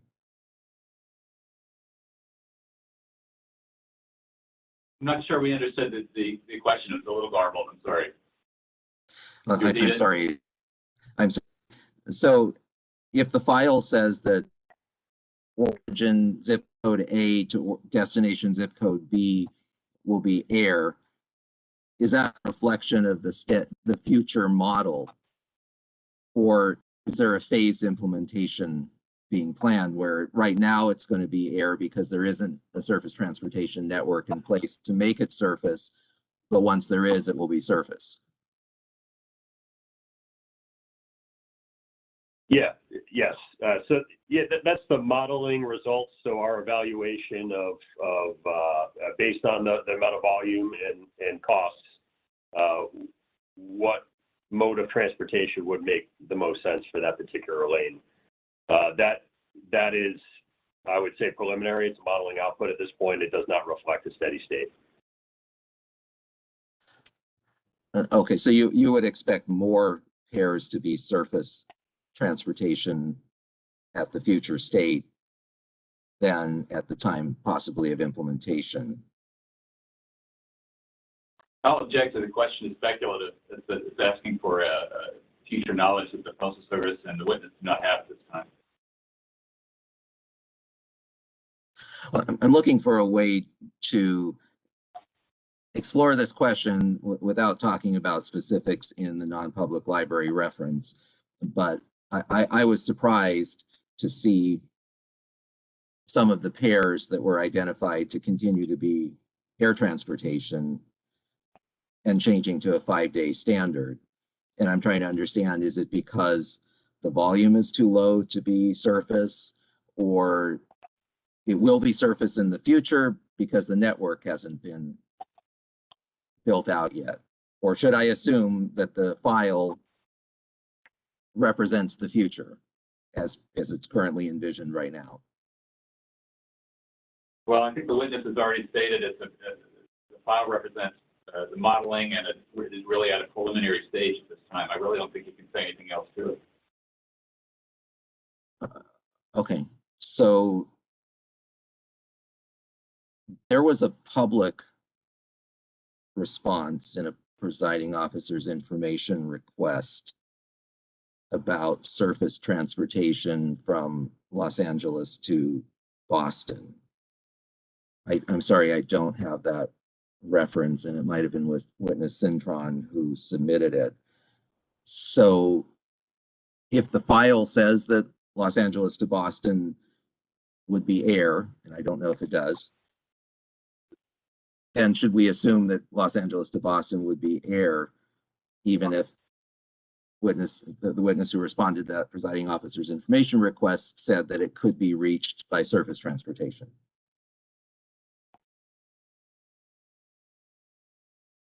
I would say at this point right now, we have not finalized the mode of transportation between all the pairs.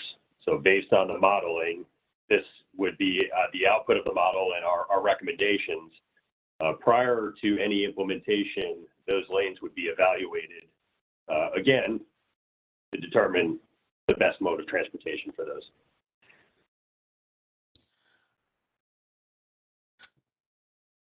I'd like to turn to the response to interrogatory DFC USPS T3-12, which is root cause analysis.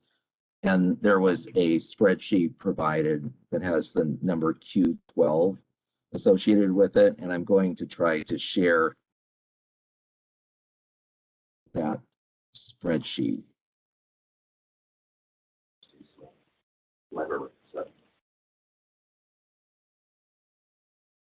So hopefully viewers can see the spreadsheet.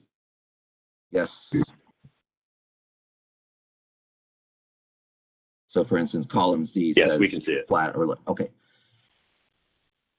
So can you explain, I'm going to scroll up for a moment, what the point impact column is? So I'd like everybody just to take a moment to look at the row headers. I don't have a screen split set up, and then I'm going to scroll down. So the point impact is a rank column. What is the point impact?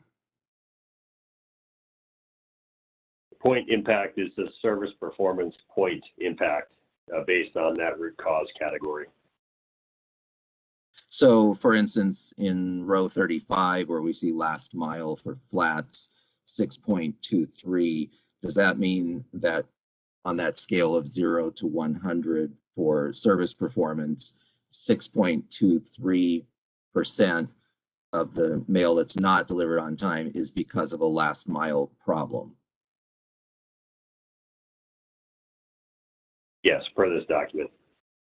So if everything else worked fine in the transportation of a flat, and the only thing that went wrong was last mile and at 6.23, then we would expect the service performance to be perhaps 93.77. Is that correct at the conceptual level? Yes. I'm sorry, did you say yes? I did, yes. Okay, thank you. So I'd like to just go down this list briefly and to understand which of these root causes are related to transportation delays between origin and destination. So I'm speaking about the transportation that's at issue in this proceeding, kind of transportation that would change from air to surface possibly. So is last mile related to that transportation? It could be. How, so last mile is defined as which point to which point? It's from the last processing scan. And then if the last processing scan was, I believe it's up to, subject to check, up to 10 a.m. in the morning, that would be considered a successful processing scan. And then if the sampled piece after that was failed to be delivered on time, that would be considered last mile. However, if there was a transit delay prior to that, that caused late processing, that failure would still be categorized as last mile, even though, because it still fell within that processing, acceptable processing time of 10 a.m. Again, subject to check. But it isn't transit late destination primary scan reflecting a possible problem with transportation between origin plan and destination plan? Why would last mile be related to the transportation changes that are being proposed in this docket? To clarify, I didn't say that it was necessarily. I said it could include impacts from transportation in the last mile. Okay, but the type of transportation at issue in this docket is not transportation that would typically be known as last mile. I'm sorry, repeat the question. The type of transportation at issue in this docket to be proposed to change from air to surface is not typically last mile transportation. No, that's correct. It is not last mile transportation in this proposal. Okay. So typically, the transportation discussed in this proposal would not affect the last mile of a mail piece. I cannot say that it would or would not. What I was saying previously is that late transportation going from an origin to a destination could absolutely have an influence on mail processing, causing late mail processing and influencing that last mile failure category. Origin missend would not be related to the transportation discussed in this docket, is that correct? Correct, I would agree with that. How about first mile related to transportation in this docket? Correct, it would not be significantly related to the transit late destination primary scan, definitely yes, correct? Correct. Related to transportation in this docket. Unable to assign, is that related to transportation in this docket? It could be. Unable to assign the failure. Origin delay, outgoing primary to outgoing secondary, related to transportation at issue in this docket? It could. So it's not so the origin delay is part of this would allow additional transit window to allow us to dispatch later and account for those delays between outgoing primary and outgoing secondary. So this, the case as proposed in this docket could absolutely have an influence on that failure mode. But isn't outgoing primary, outgoing secondary an issue within the origin processing plan, mail moving from one sort plan to another? It is. Transit missing destination primary scans, that could be, but maybe not necessarily is related to transportation in this docket. Would you agree?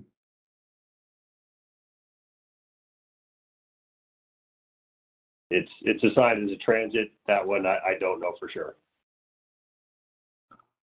Why would there be DPS for flats? Or is that flat sequencing system?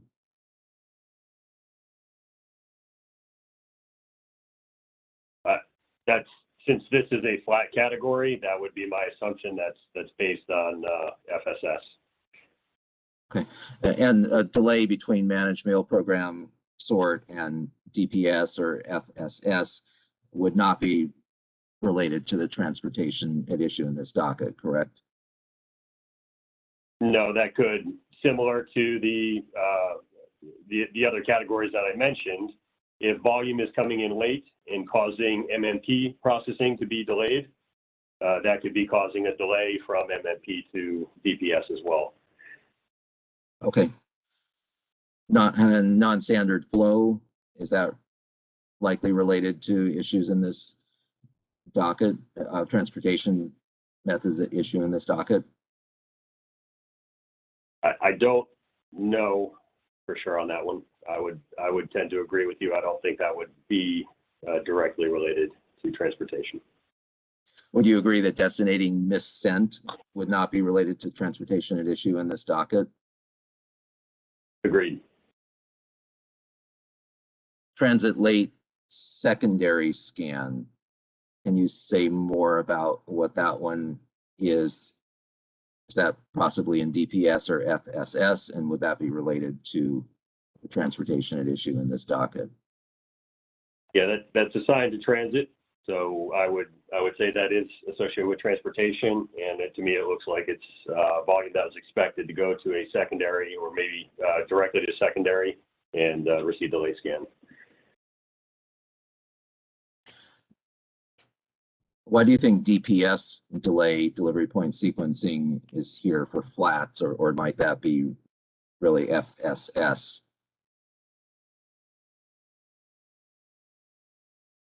Sorry, repeat the question. Why do you think DPS, delivery point sequencing, is listed on row 46 for flats, or is that probably referring to flat sequencing system? I would have to guess that it is related to FSS, flat sequencing system, since it's flats and says DPS. And if it's related to flat sequencing system, would you agree that's probably not related to the transportation that's at issue in this proceeding? I agree. DPS looping would not be indicative of a impact from the proposal in this docket. And DPS or FSS delay for non-standard flow, would you agree, is not likely to be related to the transportation at issue in this proceeding? Similar to some of the other ones there, I don't know for sure, but I would guess it would not be that related to the transportation changes as proposed. And origin delay for both late cancellation and cancellation to outgoing primary, probably not related to the transportation at issue in this docket, would you agree?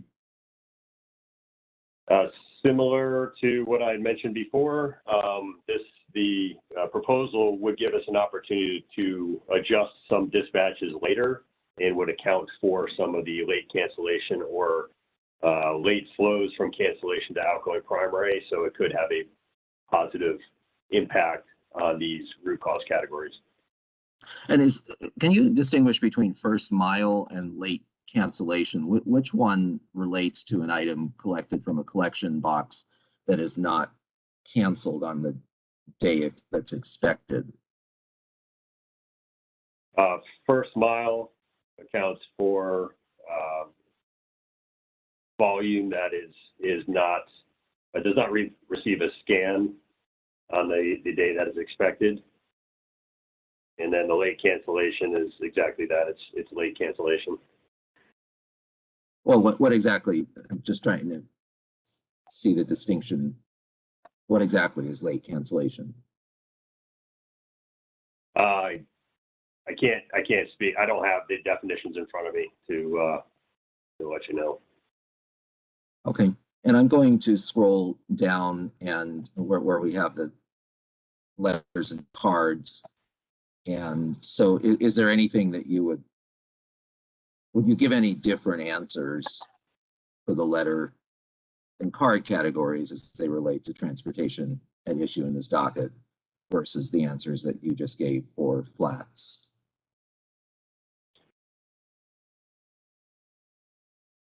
No, I wouldn't give different answers as far as how they would be related to this docket.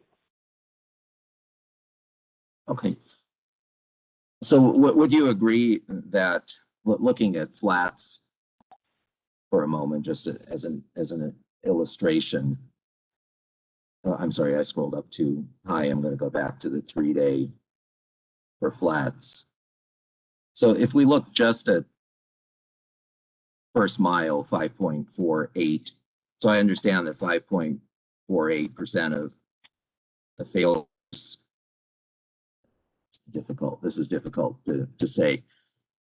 So if the Postal Service is trying to achieve 95% on-time performance, and you have 5.48% of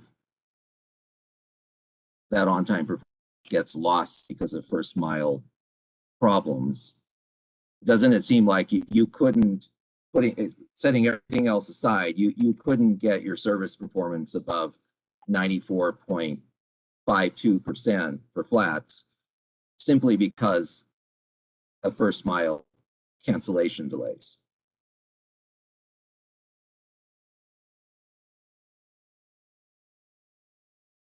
Based on this root cause category for FY20, yeah, I would agree that based on that first mile, that would be the point impact. So in general, to the extent that there are root causes for the delay of 3-day mail, flats and letters that are not related to the transportation issue in this docket, then you would expect there to be a limit on the extent to which the Postal Service can improve service performance by changing the transportation as described in this docket.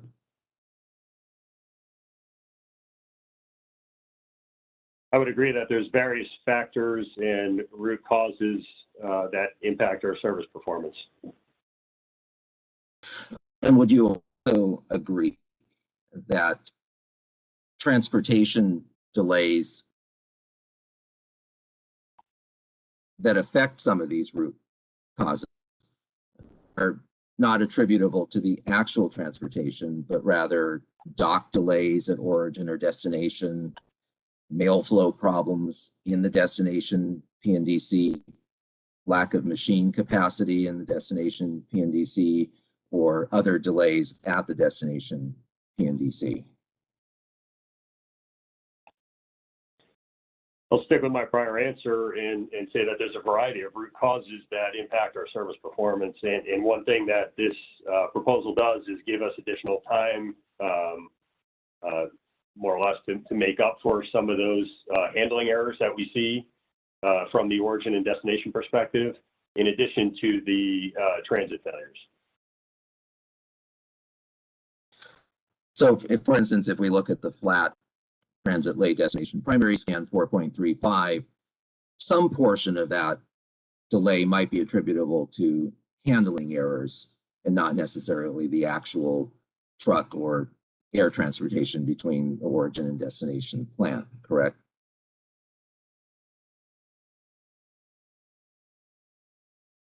So you're referencing the transit late destination primary scan? That yes. You're suggesting that there could be other root causes around that? Yes, I'm asking. So it could, delay? Right, it could be because the air carrier delivered the mail late or the surface carrier delivered the mail late, but it could also be handling. It could also be that the air carrier or surface carrier transported the mail on time, but there were handling errors at the destination plant that caused that first destination primary scan to be late. Is there a question? Is that, Well, there was supposed to be a question mark at the end of that sentence, so I can repeat it if necessary. If you could restate it. So do you agree that some of the reasons for a transit late destination primary scan are related to handling problems at the destination PNDC? I agree it could be. So even if the air transportation or surface transportation itself was on time, you could still have a transit late destination primary scan delay because of a handling error at the destination PNDC.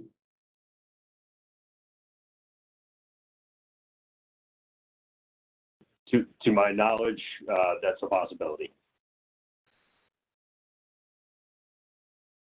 I think I have just one more question. On page 15, line 14 of your testimony, you mentioned that trips are not, in the modeling, trips were not allowed to flow through more than one surface transport center or STC or hub. Can you give an example of how a surface trip might occur from, say, Las Vegas to Boston? I'm trying to understand why there would be no more than one surface STC for any routing or any trip.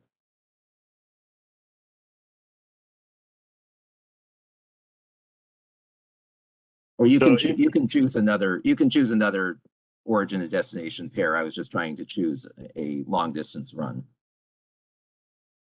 Yeah. So in the model, we have aggregation sites, which essentially acts as a hub. So we have certain origins that are assigned to a destination or assigned to an aggregate location to build volumes. And then from there, it's allowed to go through a destination STC after that. So that's the way that the model was set up. So do you think you have an aggregation point and then goes to a destination STC, or allowed to go to a destination STC? So there would be a scheduled trip from that origin aggregation point to an STC.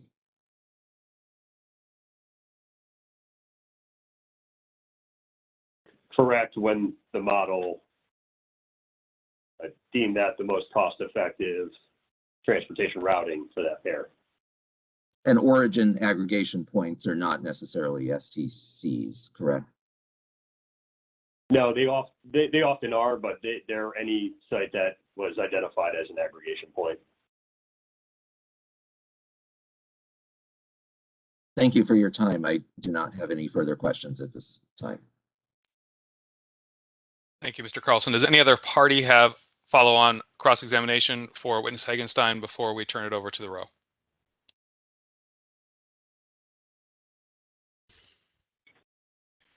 Hearing none, Chairman Kubianda, the floor is yours. Thank you, Mr. Laver. Mr. Hagenstein, thank you very much for your testimony this morning, this afternoon. I have a few questions for you. On page 19 of your testimony, you say that significant post-processing is necessary in order to refine the modeled results and get to creating actual routes in practice. Can you confirm that what you're referring to here is management's ability to adjust what the model says the Postal Service should do?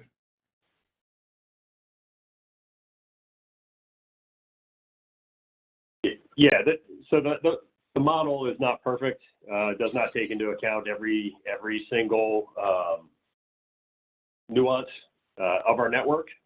So of course, the purpose of that statement is that before implementation, the outputs of this would go to a team of planners, which would evaluate and account for some of those nuances that could not be accounted for in the model. Thank you. Do you have an estimate of the number of lanes that would need to be adjusted from what was originally modeled? I do not. On the same page of your testimony, you refer to potential relationships with transportation outside the scope of the model. Can you provide an example? Yeah, I would say if a trip might be needed to realign MTE, mail transport equipment, or trying to think of some other ones. Certain network transportation is used to transfer volumes from one site to another outside the scope of this model.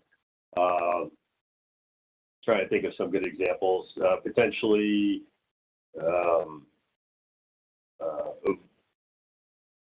depending on if a site is used or a site does not process their own packages, they may transfer packages from that origin as a collection hub and then transfer that volume to another site for package processing.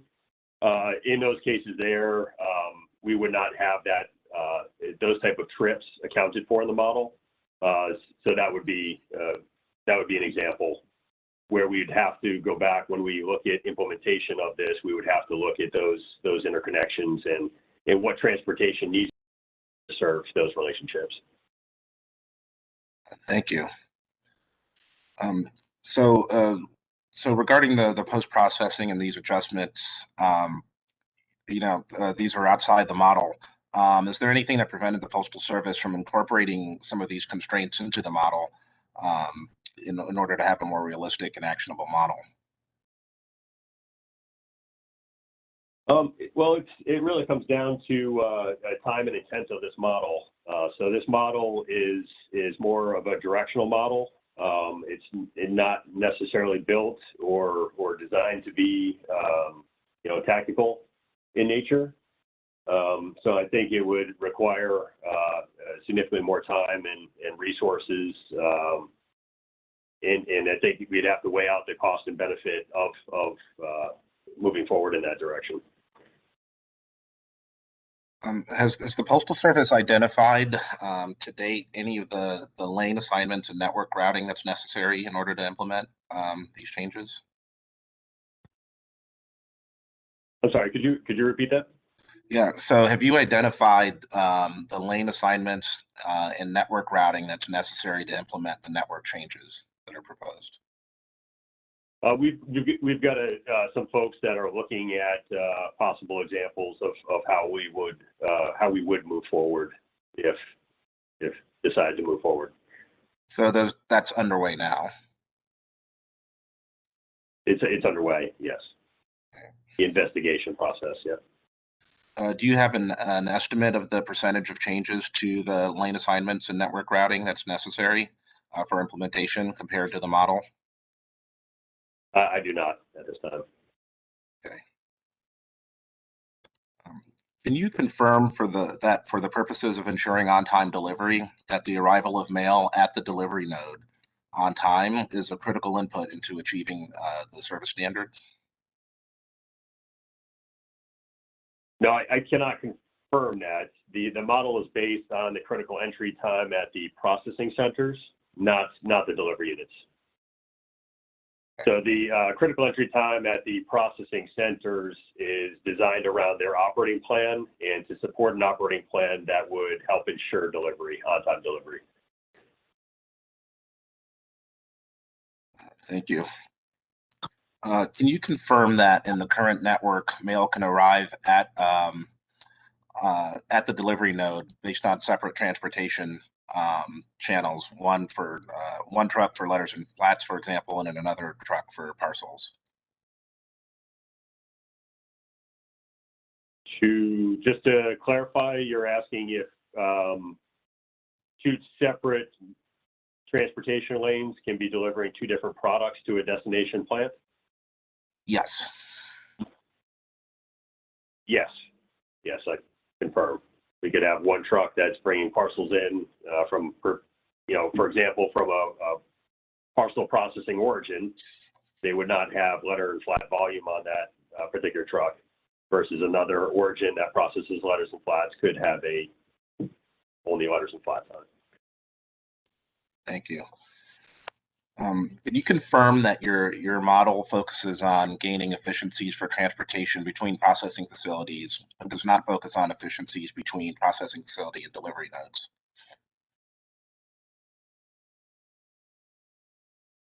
None. Sure, I understand your question. Would you mind rephrasing that or repeating the question? I can. Sure. Just trying to get at the efficiencies that you're looking at within your in building your model. So the model, as we understand it, based on your testimony, focuses on gaining efficiencies for transportation between processing facilities. What about efficiencies between the processing facility and the delivery unit? Understood. No, that you're correct. The model that as we have it set up right now is looking at plant to plant efficiencies, not plant to delivery efficiencies. Thank you.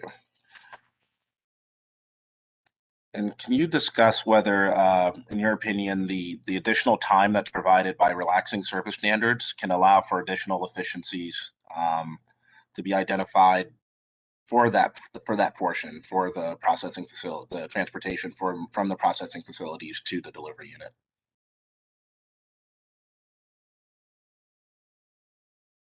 Not to rephrase that, are you asking, do we expect the results of this to provide additional efficiencies from the delivery plant to the delivery unit? Sure. Is that on the table, just as you've identified these change in service standards provide for potential efficiencies that you're claiming will be gained from plant to plant? Is that the same for the is it the same possibility to get those efficiencies in that portion of the network from the processing facility to the delivery node? I would say not part of this docket. I mean, we have not studied that as part of this docket.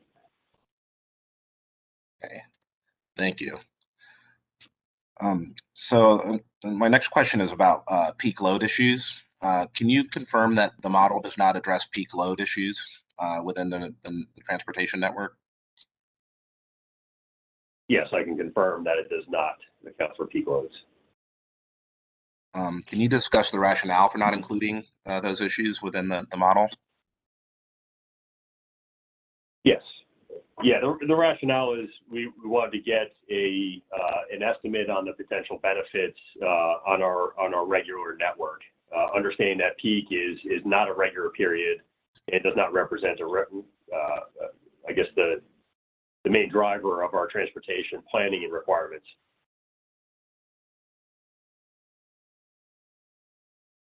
Has peak load been an issue within the mail transportation during your tenure at the Postal Service? Peak has been an issue, in particular this past peak. So do you have any evidence about how peak load issues might affect the modeled results? No, I would say we handle peak on its own each year and do separate peak planning to handle the peak volumes, being that it's not a normal volume. We have separate processing processes, set up different facilities. We need to, we ultimately end up changing a significant portion of our network and augment our regular network to accommodate the peak volumes. So I don't think that I would not see that process changing moving forward. I think we still need to continue a separate peak planning process to accommodate those volumes. Thank you. Final question for me. Have you considered using the model, final set of questions. Have you considered using your model to optimize the current transportation network without the assumption of additional time from the relaxed service standards? Or have you actually tried to undertake such an effort?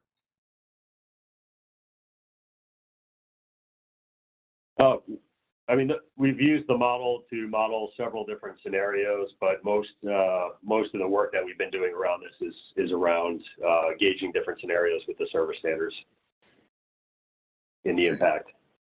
With the reduced service standards. Yes, sir. Have you considered what the impact could be of a model that does not have those assumptions of the reduced service standards? I'm sorry, could you repeat that, please? Yeah, have you considered within your work, if you consider the potential impact of of modeling the network, but without the assuming the lower service standards? I've considered that. I think the tool could be used in a variety of different ways. The modeling software that we have. Do you have any reason to have any types of expectations of what that modeling would look like?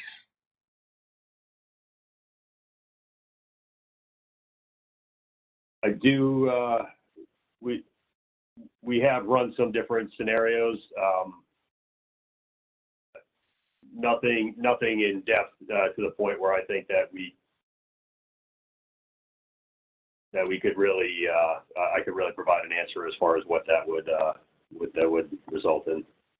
So nothing firm in terms of the amount of the efficiencies that might be gained from if you ran the model in that way. No, I don't have that. Okay. Thank you, Mr. Hagenstein. I will now turn this over to Vice Chairwoman Poling. If you have any questions for witness Hagenstein. Thank you, Mr. Chairman. And hello, Mr. Hagenstein. It's good to see you. So I do have a few questions. And this first one, there might be a bit of overlap, I think, with one of the prior questions, but I just want to make sure I have it right from what you said before. So I will ask it again. Can you define the function of a surface transfer center? Yes. Yeah. The surface transfer center, its primary function is to transfer volumes from an origin to a destination. So it consolidates volume from multiple origins going to a group of destinations within its service area. That's its primary function. Thank you. And is an STC in or co-located in an NDC, an SCF, a PNDC, an annex, or a cross-docking hub?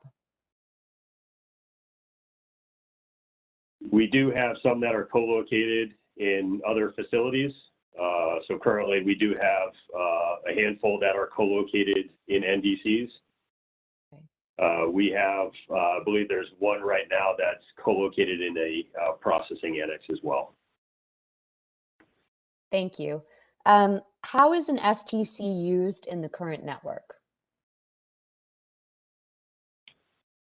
It's used primarily as I described. Okay. So it's its primary function. As I mentioned, I think in one of the other questions that we also use them as aggregation sites. So multiple origins within that service area can feed volume in to that STC to build originating volumes to hit the network with greater utilization. Okay, that's helpful. And this might kind of drill down on it a little bit more. So is that different than how it will be used in the network post-implementation? No, I don't see the roles of the STCs changing post-implementation. Okay, thank you. Is cross-docking the main function of an STC in the current or post-implementation network? No, not just cross-docking. So where we have low volume containers, where we do not have enough volume from a particular origin to build a full container, we build mixed working containers to go through an STC. The STC will take those working containers and then build full containers from all the different origins to help, again, improve utilization in our network. Understood. Thank you. Are you aware if there is significant variation in the amount of time needed to perform cross-docking operations at STCs? I am not aware of significant amount of time differences between the STCs. No. Okay.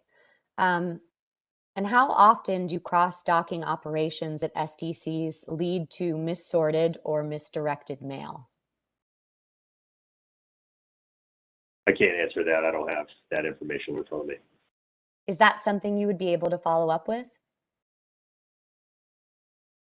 I could investigate. Thank you. That would be appreciated.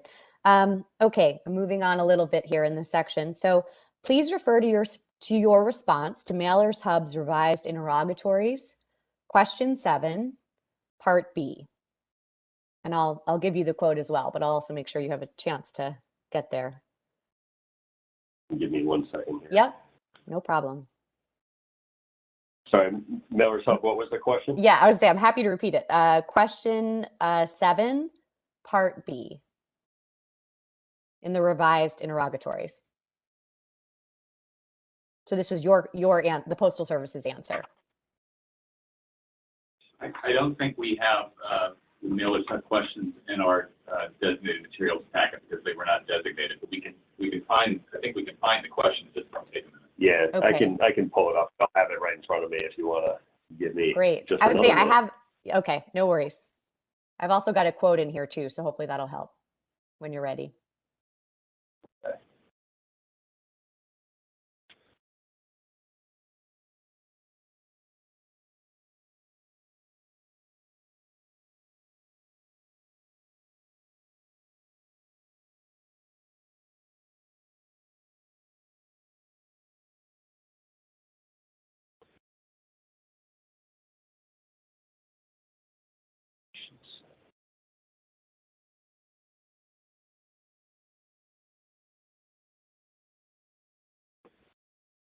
Don't have a question 7 for Mailers Hub.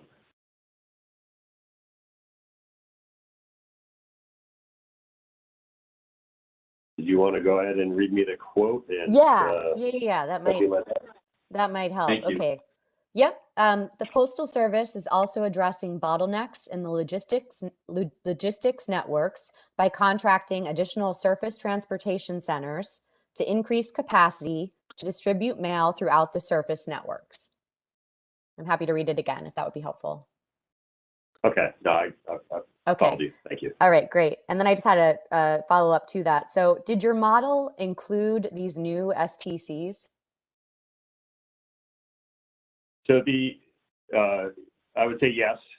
Okay. So it did not differentiate between postal operated STCs or contracted STCs in the model. Okay, got it. And was it used to identify where new STCs would be best to locate or best located? Not in this particular analysis, no. Okay. All right. Hopefully this one will be a little easier to find. Please refer to your response to POIR 3, question 13.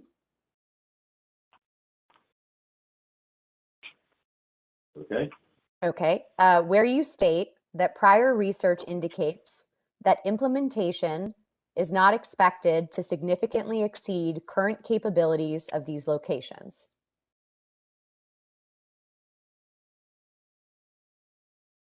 And then I just had a few questions on that. So oh, go ahead. I'm sorry. Are you ready? I'm sorry. Okay. Yeah, No worries. Okay. So what prior research are you referring to here? When you say prior research indicates, go ahead, sorry.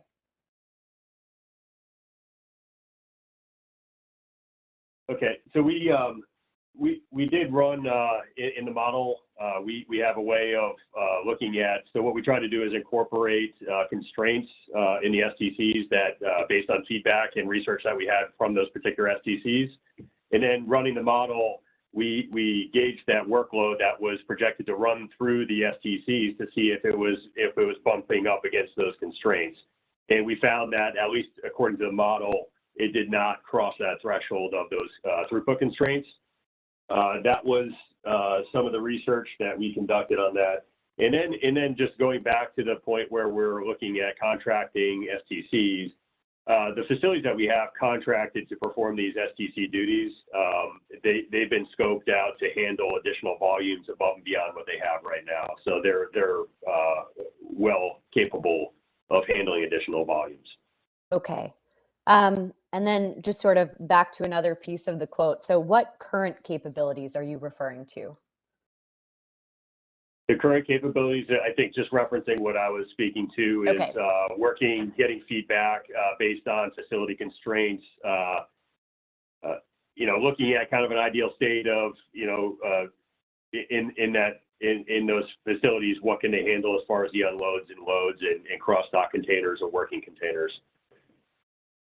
Okay, got it. And then just a final question on this one. So how is this research or other STC assumptions included in your modeling efforts for the Postal Service's proposal? We did this, it's not directly included in this proposal. We did that as a separate testing to see with the throughput constraints and just to gauge of potential need for additional throughput capabilities for STCs. But it was not specifically part of this docket in this analysis. Okay, thank you. And then I just have, moving on from STCs, just one more question, Mr. Hagenstein.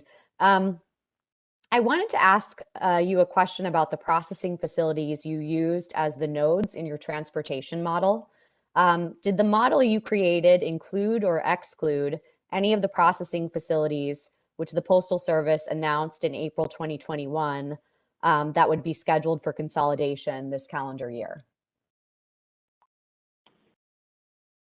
Subject to check, I do not believe it included any of those facilities. I think those are smaller facilities that are not necessarily network facilities. Okay. But I'm not 100% on that one. To my best of my knowledge, it did not. Okay. Is that something you would be able to follow up with us on? I could, yes. Okay. Thank you so much. That is it for me, Mr. Hagenstein. So I'll turn it back over to you, Mr. Chairman. Thank you, Vice Chairwoman Bowling. Commissioner Taub, do you have any questions for witness Hagenstein? Yes, just a few. Again, thank you, Mr. Hagenstein. As I had mentioned to witness Monteith, thank you so much for your participation and extensive follow-up to all our written inquiries in addition to your testimony. Have gone through all those. So just had a same way, just a couple items during this opportunity for oral cross to just clarify a few points I had in mind. One thing I just wanted to revisit was earlier Mr. Carlson's questions with you. I just wanted to clarify or get your perspective on building on his line of inquiry there.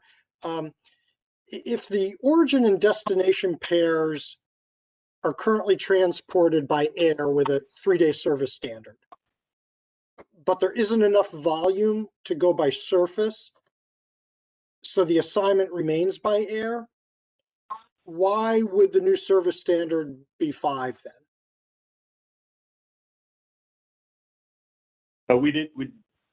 We discussed that. It was, I guess, internally in the organization, we did not want to go in a direction where we were tied the transportation mode to the service standards themselves. We wanted to have, with the changing volumes that we've been seeing and the change in mix, we really need to have the flexibility to pick the most cost-effective mode for that transportation. And you could see that would get rather complicated if we based our service standards around that. Gotcha. Good. No, thanks for clarifying that. It was one I wanted to hit following on his questions. Again, just have two I wanted to follow up on with you. Earlier, you heard our questions to witness Monteith concerning the integration of the first class mail and the network distribution center networks post-implementation. Have you modeled an integrated first class mail and network distribution center network? We have not completed a modeling around that network yet. Okay. Yeah, if you had, I was going to try to explore what kind of efficiency gains were modeled and, how that would compare with the efficiency gains in the instrument proposal. But no, thank you. And then just moving over, the last area that I had wanted to drill down a little bit more on from your testimony was the inter-SCF surface transportation costs. So are you aware of the change in inter-SCF surface transportation costs per year over the last 5 years by 28%? Our data is showing went from 1.3 billion to 1.7 billion dollars. I don't have the figures in front of me, but I am aware of increased costs. And so looking at your model, does your model estimate higher or lower surface transportation costs in the next fiscal year, FY 2022, compared to 2021? We modeled a snapshot of FY 21 with transportation cost projections. Okay. And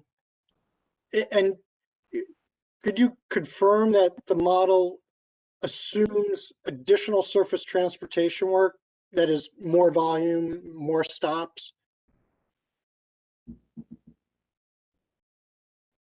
I'm sorry, could you repeat that? Yeah, Or just rephrase asking to please confirm that your model assumes additional surface transportation work, that's more volume, more stops.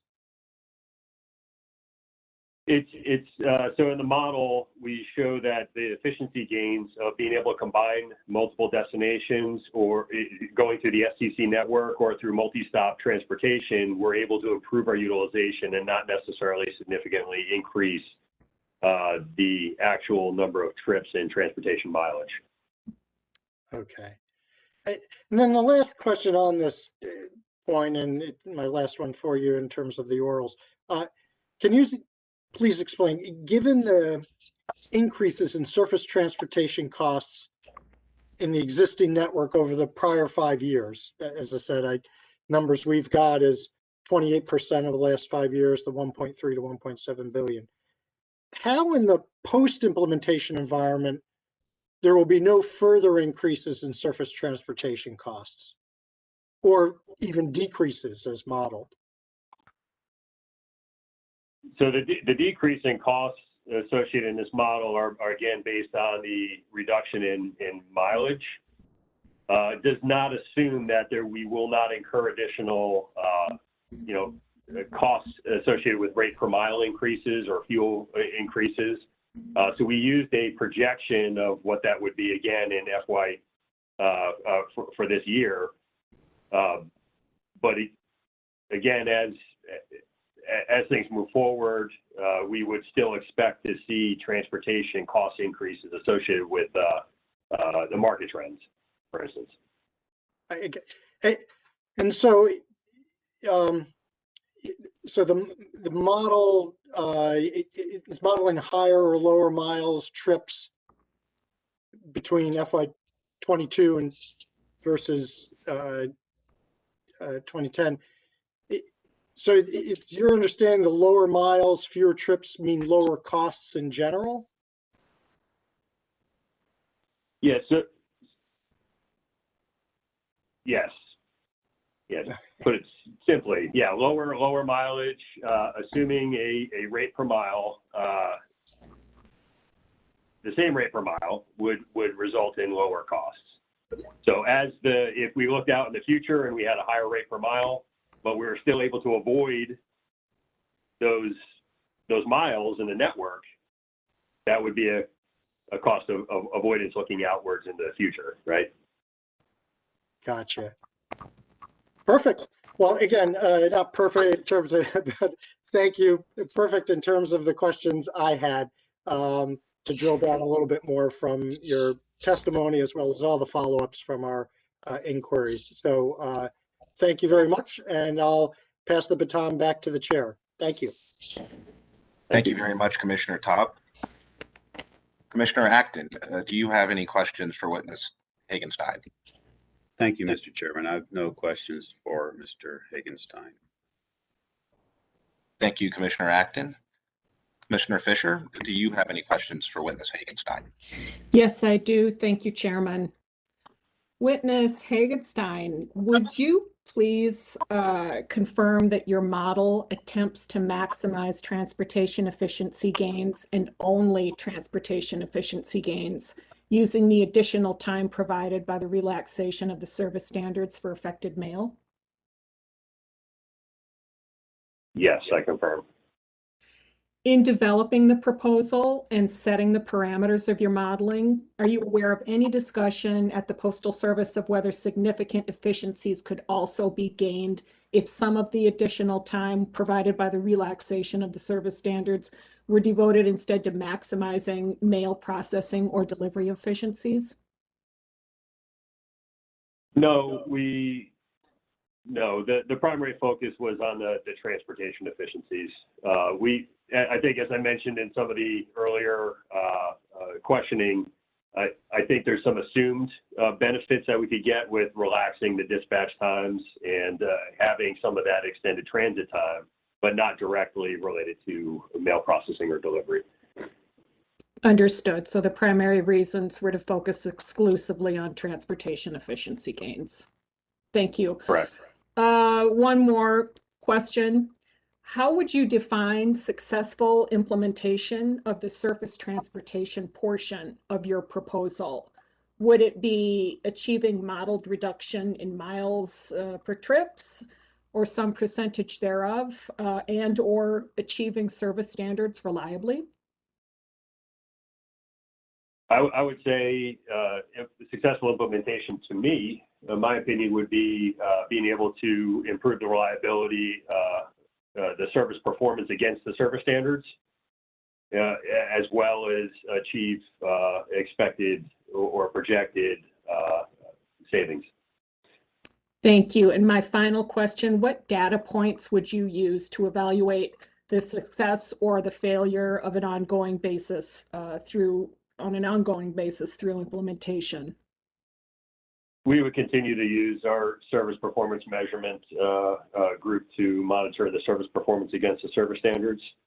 And then we would look at also the transportation costs through our network and evaluate that as from a baseline point and ongoing to see how that compares. Thank you very much. You're welcome. Thank you, Commissioner Fisher. I will now take this back to Mr. Laver. Thank you, Chairman. Is there anything additional for this witness from a participant? Not hearing any. We'll give the Postal Service an opportunity to confer with our witness as well as take a lunch break here. Temporarily, please. Support, could you pause the live stream and we'll adjourn the hearing? We will reconvene at 12:50 p.m. Sorry, at 1:50 p.m. Eastern Daylight. Thank you.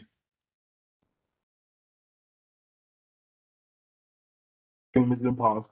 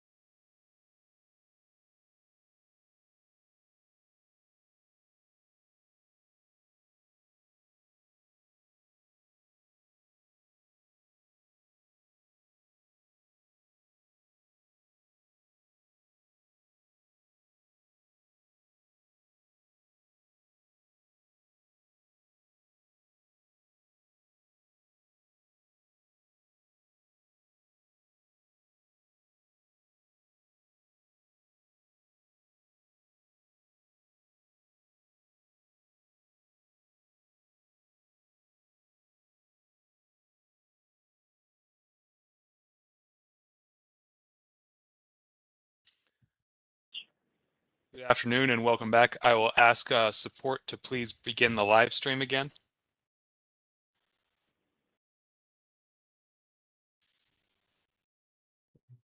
Stream is up. Good afternoon. We are reconvening in the Postal Service's direct case oral hearings in N2021-1. Where we left off was giving the Postal Service an opportunity to conduct redirect on witness Hagenstein. Postal Service, are you prepared to proceed? Yes, Mr. Presiding Officer, we do have one redirect question to ask Mr. Hagenstein. I'd like to ask it now. Please go ahead. Thank you. Mr. Hagenstein, earlier today, you were discussing your library reference number 7, that's N2021-1-7, question 12, the Excel spreadsheet concerning root cause point impacts. Would you please explain what the point score for last mile flat 3 to 5 day service standard represents? That is the service performance point impact for single piece flats, which represents less than 2% of our total first class mail volume. Also to note, this is during the FY20 year under pandemic conditions, which greatly impacted postal operations and may not be representative of the of normal root cause impacts. Thank you, Mr. Hagenstein. No further questions from the Postal Service. Thank you, Mr. Meadows. Does anyone have anything further for this witness? I do just have a follow-up question. This is Douglas Carlson representing myself. Mr. Carlson, you're breaking up just a little bit. Do you hear me better now? I believe so, yes. So do you mean that the root cause analysis in the spreadsheet was drawn from only 2% of the mail volume, or can you clarify what you just said about 2%? So flats make up roughly 3% of our total first class mail volume, and the single piece flats are 2% of our less than, I think they're roughly around 2% of our total first class mail volume. So it may not be a representative picture of the overall first class mail service root cause impacts. But it should be representative of single piece flats. Correct, for single piece flats. Thank you. For FY20. Thank you. Mr. Meadows, anything further? Nothing further, Mr. Presiding Officer. Thank you. Thank you. Mr. Hagenstein, thank you very much for offering your expertise and your time here today. We very much appreciate it. You are excused. The Commission reserves the right to recall you if necessary, but again, we don't anticipate it. And again, thank you for your participation today. All right. Thank you.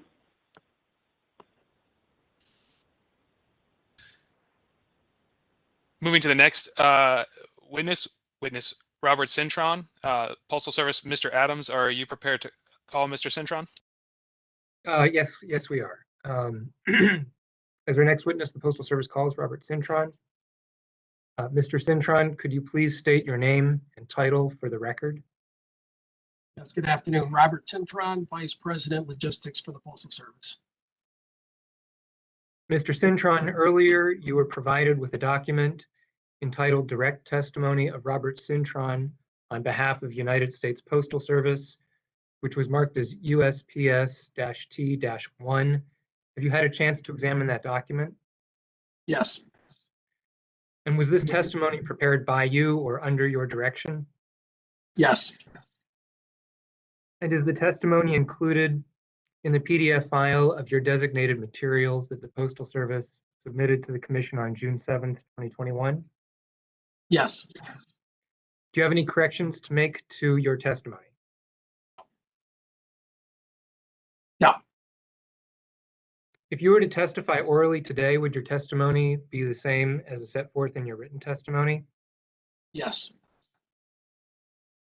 Apart from the library references which you may have provided in responding to discovery, which will be addressed as part of your written cross-examination, Were there any library references associated with your direct testimony? Yes. And is that library reference LR-1-6 listed on page 4 and referenced on page 9, footnote 6 of your direct testimony? Yes. Is it your intent to sponsor that library reference? Yes. Mr. Chairman, Mr. Presiding Officer, I would ask that the direct testimony of Robert Cintron on behalf of the United States Postal Service, marked as USPS-T-1, as well as the associated library reference, be received as evidence at this time. Thank you. Is there any objection? Hearing none, so admitted. And Mr. Cintron, please consider yourself under oath. Mr. Cintron, have you, in addition, had an opportunity to review the designated materials packet that the Postal Service provided with you and for you, filed on June 7th? Yes. And the associated library references referenced in those responses? Yes. If you were to testify orally today to those questions, would your testimony be the same? Yes.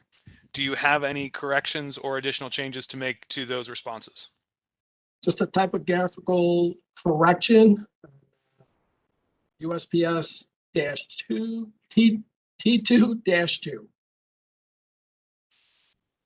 indicated in red line. Thank you, Mr. Cintron. Is there any objection to moving these materials into evidence? Hearing none, the direct testimony, as well as the associated library references, both for the direct testimony and for the designated cross-examination, are admitted into evidence and shall not be transcribed, consistent with Commission practice. The designated written cross-examination questions are admitted into evidence and transcribed, consistent with Commission practice. The only party who has requested cross-examination for witness Cintron is Mr. Douglas Carlson. Is there any other party which wishes to cross-examine witness Cintron? Hearing none at this time, Mr. Carlson, the floor is yours. Thank you, Mr. Presiding Officer, and thank you, Mr. Cintron, for being with us here today. If you didn't hear earlier, I do want to emphasize that I agree with the proposal in this proceeding. My disagreement doesn't reduce my appreciation of the magnitude and complexity of the project that you're undertaking, and I admire it, and I recognize the hard work of you and other Postal Service employees who might implement it. Can you clarify for me, if you know the number, which percentage of first class mail volume travel by air after this proposal is implemented? Yeah, that number is estimated at about 12%. And that's 12% and immediately after implementation, and likely to be 12%.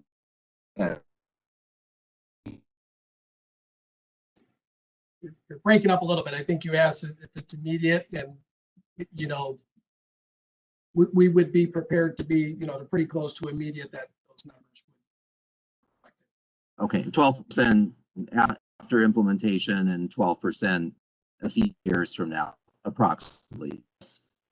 Yeah, I couldn't speculate to any, the way the network operates, there's mode changes that could occur throughout the year, and so it's possible that number fluctuates. Okay. So in your response to interrogatory MH USPS T2-1, I'll give you a moment to locate it. MH USPS. Oh, I'm sorry, that wouldn't be yours. That wouldn't be yours. Can you find it, or shall I just read you what I want to ask about? You can read it. Which one is it? MH what? USPS T2-1. Yeah, if I could clarify, that was that was a Mailers Hub interrogatory that was redirected to witness Cintron. So it will be the last interrogatory response in the Mailers Hub set.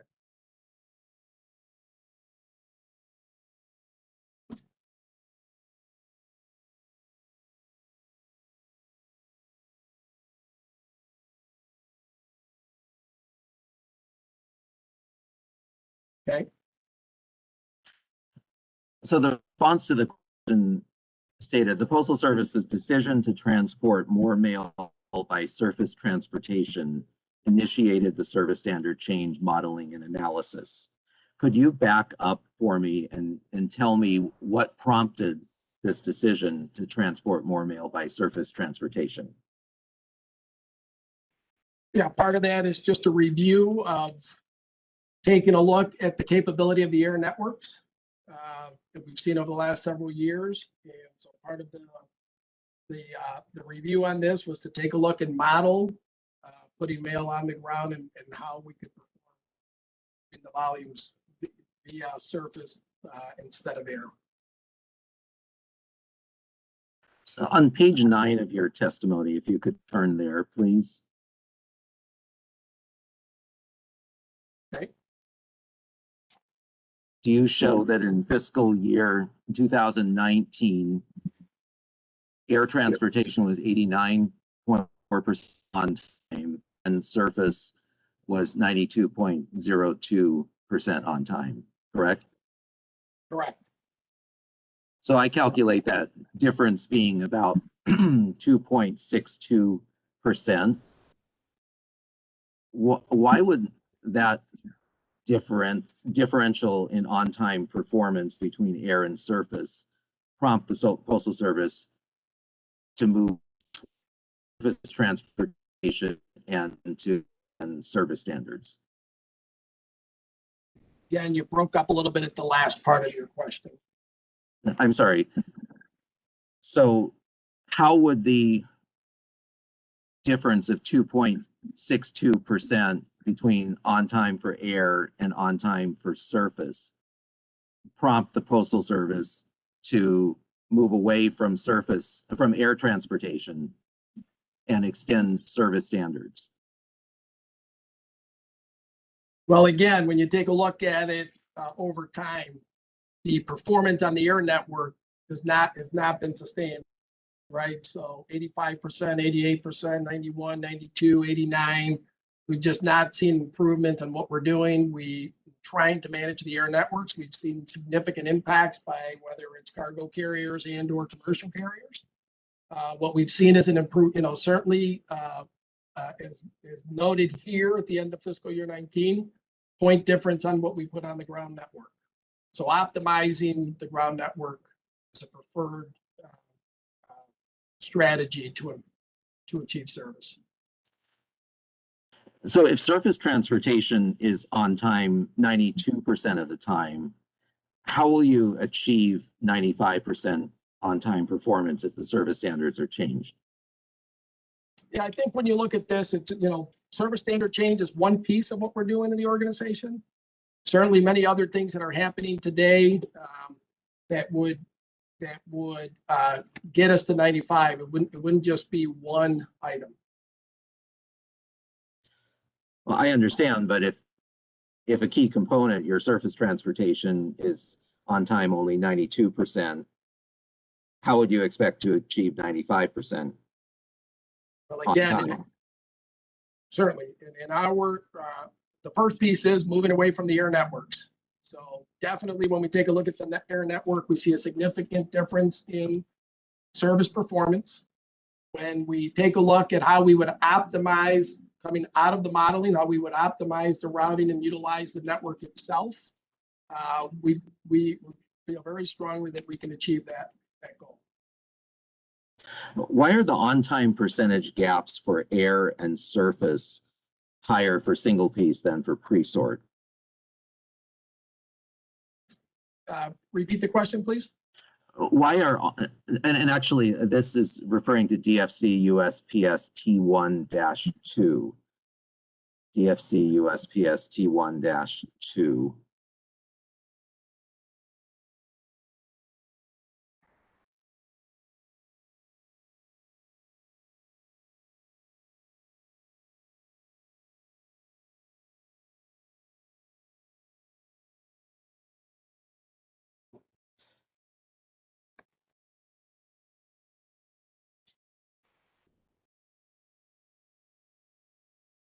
Okay, I think I've got what you're looking at.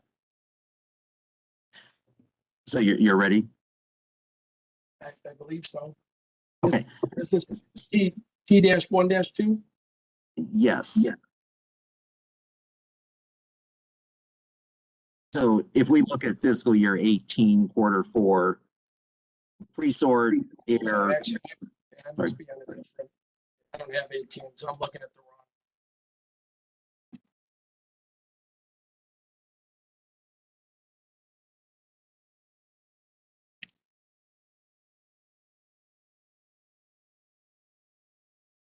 Okay, I think I got it. 18? Yes, fiscal year 18, quarter 4. The on-time performance for pre-sort, air 92.2, surface 94.9, so difference of about 2.72. Whereas for single piece air, it's 82.93, and a single piece surface 88.46, a larger gap than the 2.72 we saw for pre-sort. Why is there a difference in those gaps? Yeah, a couple things could be different. Single piece, we've got several processes that have to be done through a planned environment. When you look at pre-sort, there's different ways. We bypass some of the operations in a plant, as an example, that would not necessarily be bypassed with single piece. We also have, as part of pre-sort, we would have mailers that would direct inject into the air network. So there's a variety of different things that could drive those numbers to be different. Okay, so it's not necessarily the transportation itself that is a different speed for pre-sort versus single piece. These numbers are looking at service performance, and there can be a lot of factors in service performance besides the transportation network. And transportation would be one of them, yes. Okay. I apologize for interrupting, Mr. Carlson. Witness Cintron, our technical folks are telling us, for purposes of being able to transcribe later, if you could please face the microphone while you're responding, because some of your responses are dropping out. Thank you, sir. Okay, can you hear me better now? Absolutely. Thank you, sir.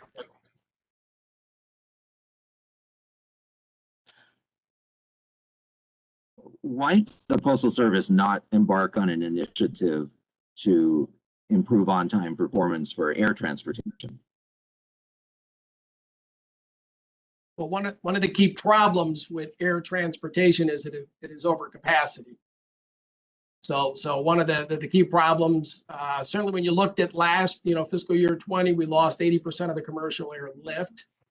When you just take a look at the cargo carriers, they are over capacity in what they can time with. So there's not enough expansion. That's one of the key focuses. There's not enough expansion on the air network. When you look at the ground network, we operated about 42%, plenty of capacity to run on the ground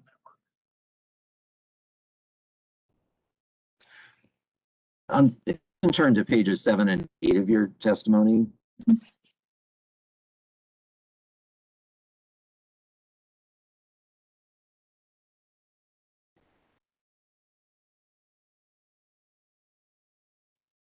Okay.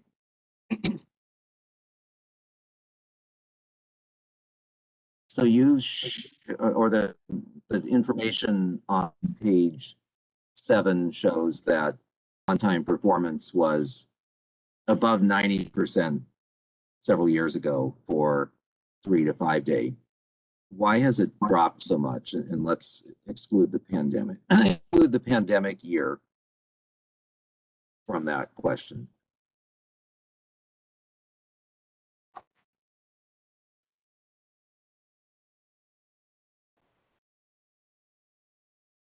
Again, this is single piece. So as I've said, there's other factors that go into single piece. More handling that happens through the plants is one factor. Later processing in some cases that then also could lead to impacts getting onto the networks or to an earlier network. Is the Postal Service claiming that transportation worsened during that time period? I would say the air network has definitely over the last couple of years gotten to be more constrained.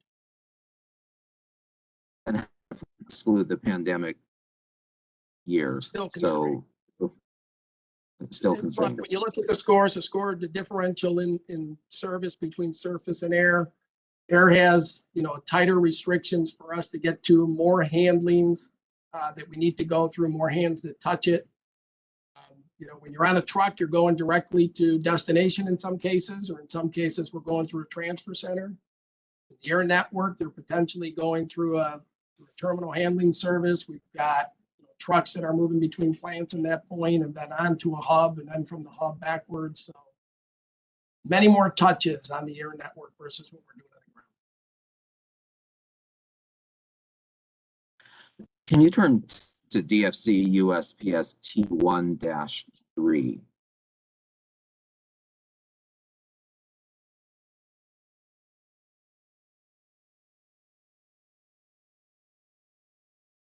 Okay. I would like a better understanding of why commercial air carrier schedules cannot meet current service standards for mail to and from Alaska, Hawaii, and offshore territories. I think, again, when you're taking a look at commercial carriers going into the offshores like this, they're highly driven by passenger loads. So you've got some variability there. Required delivery times, would still need to be met. And so schedules could become an issue. So if I met a letter in Honolulu today, what is the problem with the commercial air schedules tomorrow that wouldn't allow commercial air service to transport that letter to the mainland in time to meet whichever standard applies? I'm not sure of the particular question you're asking with Honolulu example. Okay, so I mail a letter today in Honolulu to San Francisco, and I would expect that normally tomorrow would be the day for that letter to travel on air transportation, and you'd have all day tomorrow to conduct that transportation.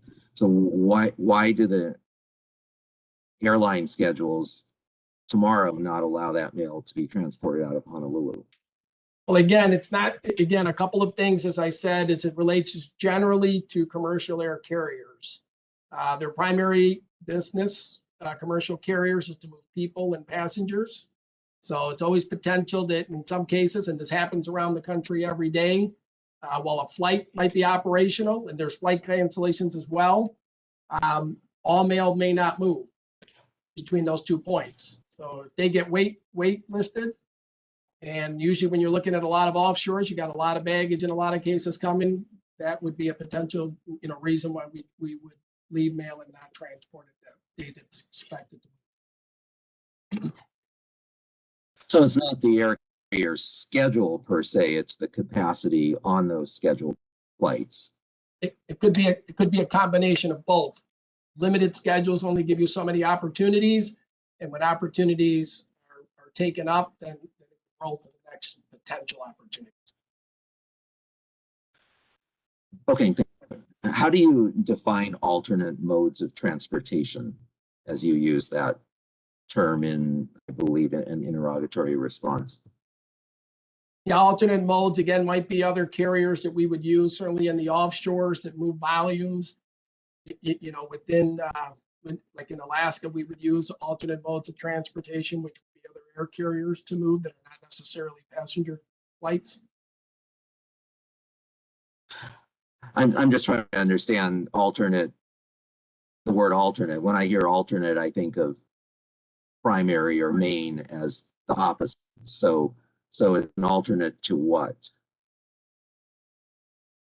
To what might be a regular passenger flight schedule. Okay.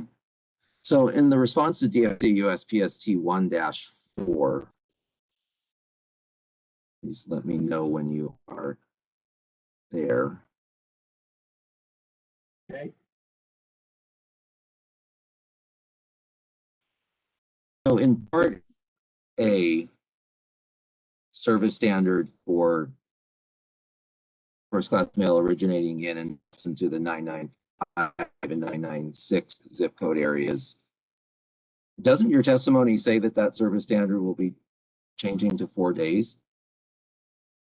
So turnaround volume that would be like, so 995 and 996, we would expect that stays in 2 days. That's what it would stay.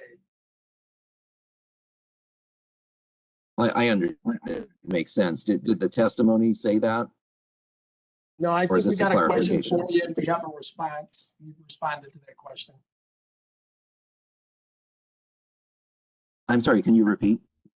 I said, we have responded to that question. You brought that question up and we responded to it. So that 995, 996, will we consider that turnaround volume in those SCFs would stay 2 days. Okay. And which kinds of volumes, this would be part B, which kinds of volumes from 997 are transported by truck to Anchorage for processing? Can you give me an example? What percentage? What type of first class mail might be transported by truck to Anchorage for processing? Not sure I understand the question when you say what kind of first class mail. Well, I'm thinking of time. So if a piece of first class mail is entered into the postal system in Fairbanks today, and that mail is transported to Anchorage for processing, and there's a long distance between Fairbanks and Anchorage. So is there time to transport that mail truck from Fairbanks to Anchorage for processing the same night? I would not say that same night. No. So which type of mail might be transported by truck from Fairbanks to Anchorage, first class mail, that would still meet service standards if it goes by truck?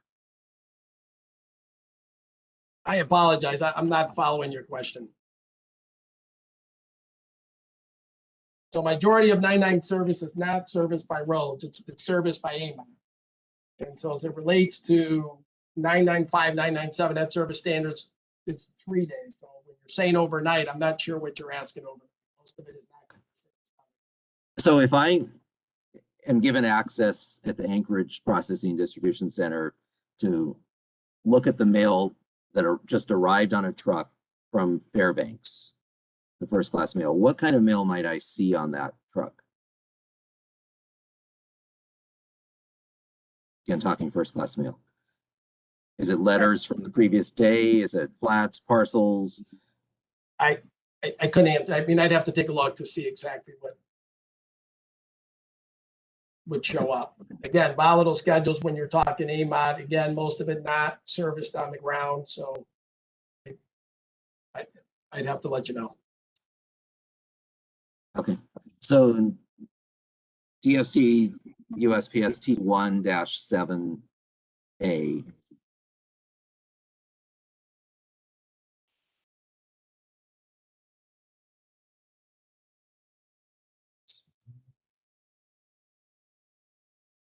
Okay.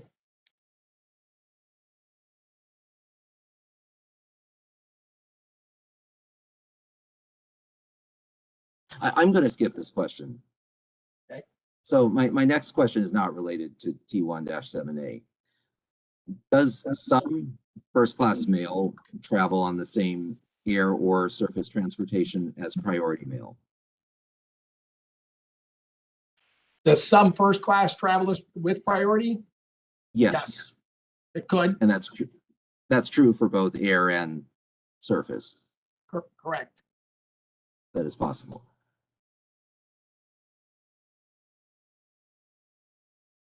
On page 20 of your testimony,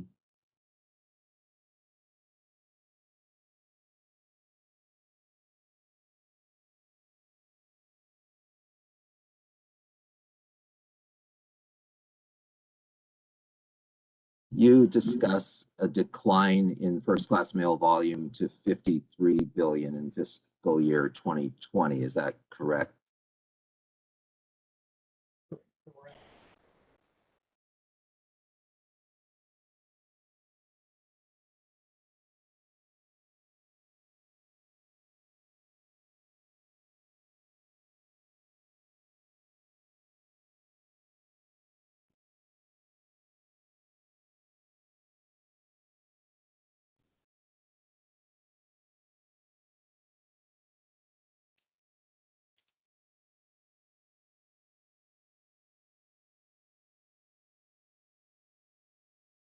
And I'm sorry, did you say that that was correct? Decline in mail volume up to 2020. Is that what you're asking? Yes. To 53 billion. Do you have an access? Yeah, I don't know if it's, yeah, I'm not sure where you're getting the 53 million. Unless I'm hearing you wrong. I've confused myself now as well. Let me just skip that question. Do you know first class mail volume in fiscal year 2020? Yeah, I don't know, it's 135 billion or whatever, the decline from, we showed a chart from 27 through 2020 on that slide 20. I don't have the header at the top, so I can't give you the exact number on the chart. So 9.2%, 5% below the corresponding quarters. Okay. So let's go to page 35 of your testimony.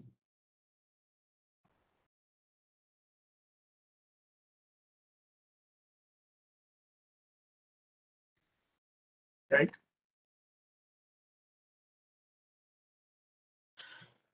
So is reliability defined as delivery by the service standard or in the exact number of days of the service standard? Reliability would be against the commitment that we made for the service standard. So if we say 3 days and we deliver in 3 days, that would be reliable. And if you deliver it in 2 days, is that reliable? I'd be speculating, and somebody we'd be overachieving. Somebody might be happy with that. It would meet the standard. It would beat the standard. Are you aware that mail sometimes is delivered faster than the service standard, first class mail? Sure. There are pockets where we deliver it sooner than expected.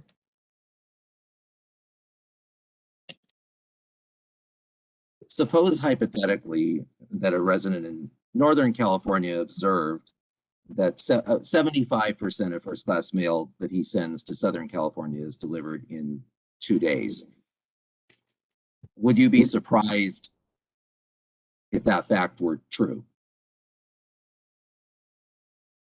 I don't know. I might be surprised. I wouldn't know of that. But it's possible. I'd be guessing. Is it going to be possible with the new service standards for mail to be delivered sooner than the service standard because it arrives in time to be processed and delivered sooner than the service standard? Possible.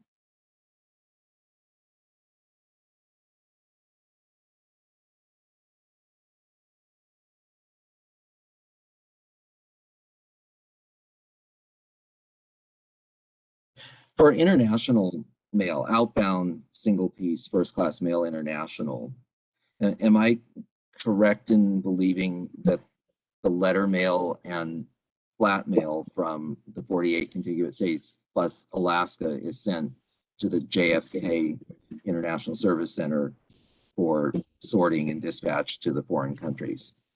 Correct. Will that outgoing first class mail international be placed on the surface transportation network that is being designed, or would you still use air to move those volumes to JFK? I don't know that we've fully flushed that out to if these are separate facilities that might feed. So in the routing, primarily, some of it would move on the ground.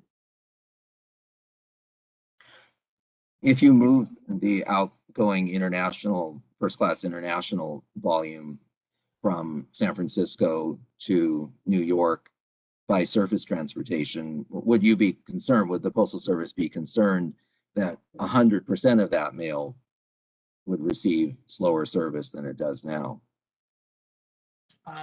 If it moves on the ground from San Francisco to New York, yeah, it would be expanded time for sure.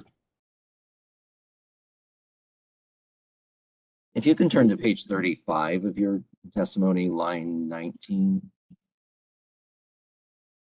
Yep. So you commented that even with an increase in service standards, services will remain quality and adequate services. Did the Postal Service consider the needs of customers for delivery faster than 4 to 5 days in formulating this proposal? We have less than 4 to 5 days today. I will rephrase the question. Did the Postal Service consider whether extending delivery times to 4 or 5 days would continue to meet the needs of customers? Yeah, I mean, the core of our focus is to provide consistent, reliable, predictable service. So in doing this, we did consider that. And being reliable means that, again, if we say 3 days, 4 days, or 5 days, and we deliver within that standard. So if a customer needs the mail delivered in 3 days, why would reliable delivery in 5 days meet that customer's need? But there's other products that the Postal Service offers that allows a customer to get mail as fast as overnight if that's what's desired. We do have other services that we offer to do that. But speaking about first-class mail, which is the subject of this docket, if a customer needs it delivered in 3 days, why would reliable delivery in 5 days meet that need? Yeah, and we offer services that if that's what the key component is, you know, that they have to have it there in 3 days. Again, I would argue that we have other services that provide that service. And did the Postal Service do any analysis of the speed that customers actually need? I'm sorry? Did the Postal Service conduct any analysis of the speed that customers actually need? Probably defer that to, Steve Monteith. Again, I think he's answered that or has answered those questions or done the analysis around what the customers require. I very much appreciate your time. I do not have further questions. Thank you. Thank you, Mr. Carlson. Witness Cintron. Does any other party have follow-up cross-examination before I turn it over to the chairman?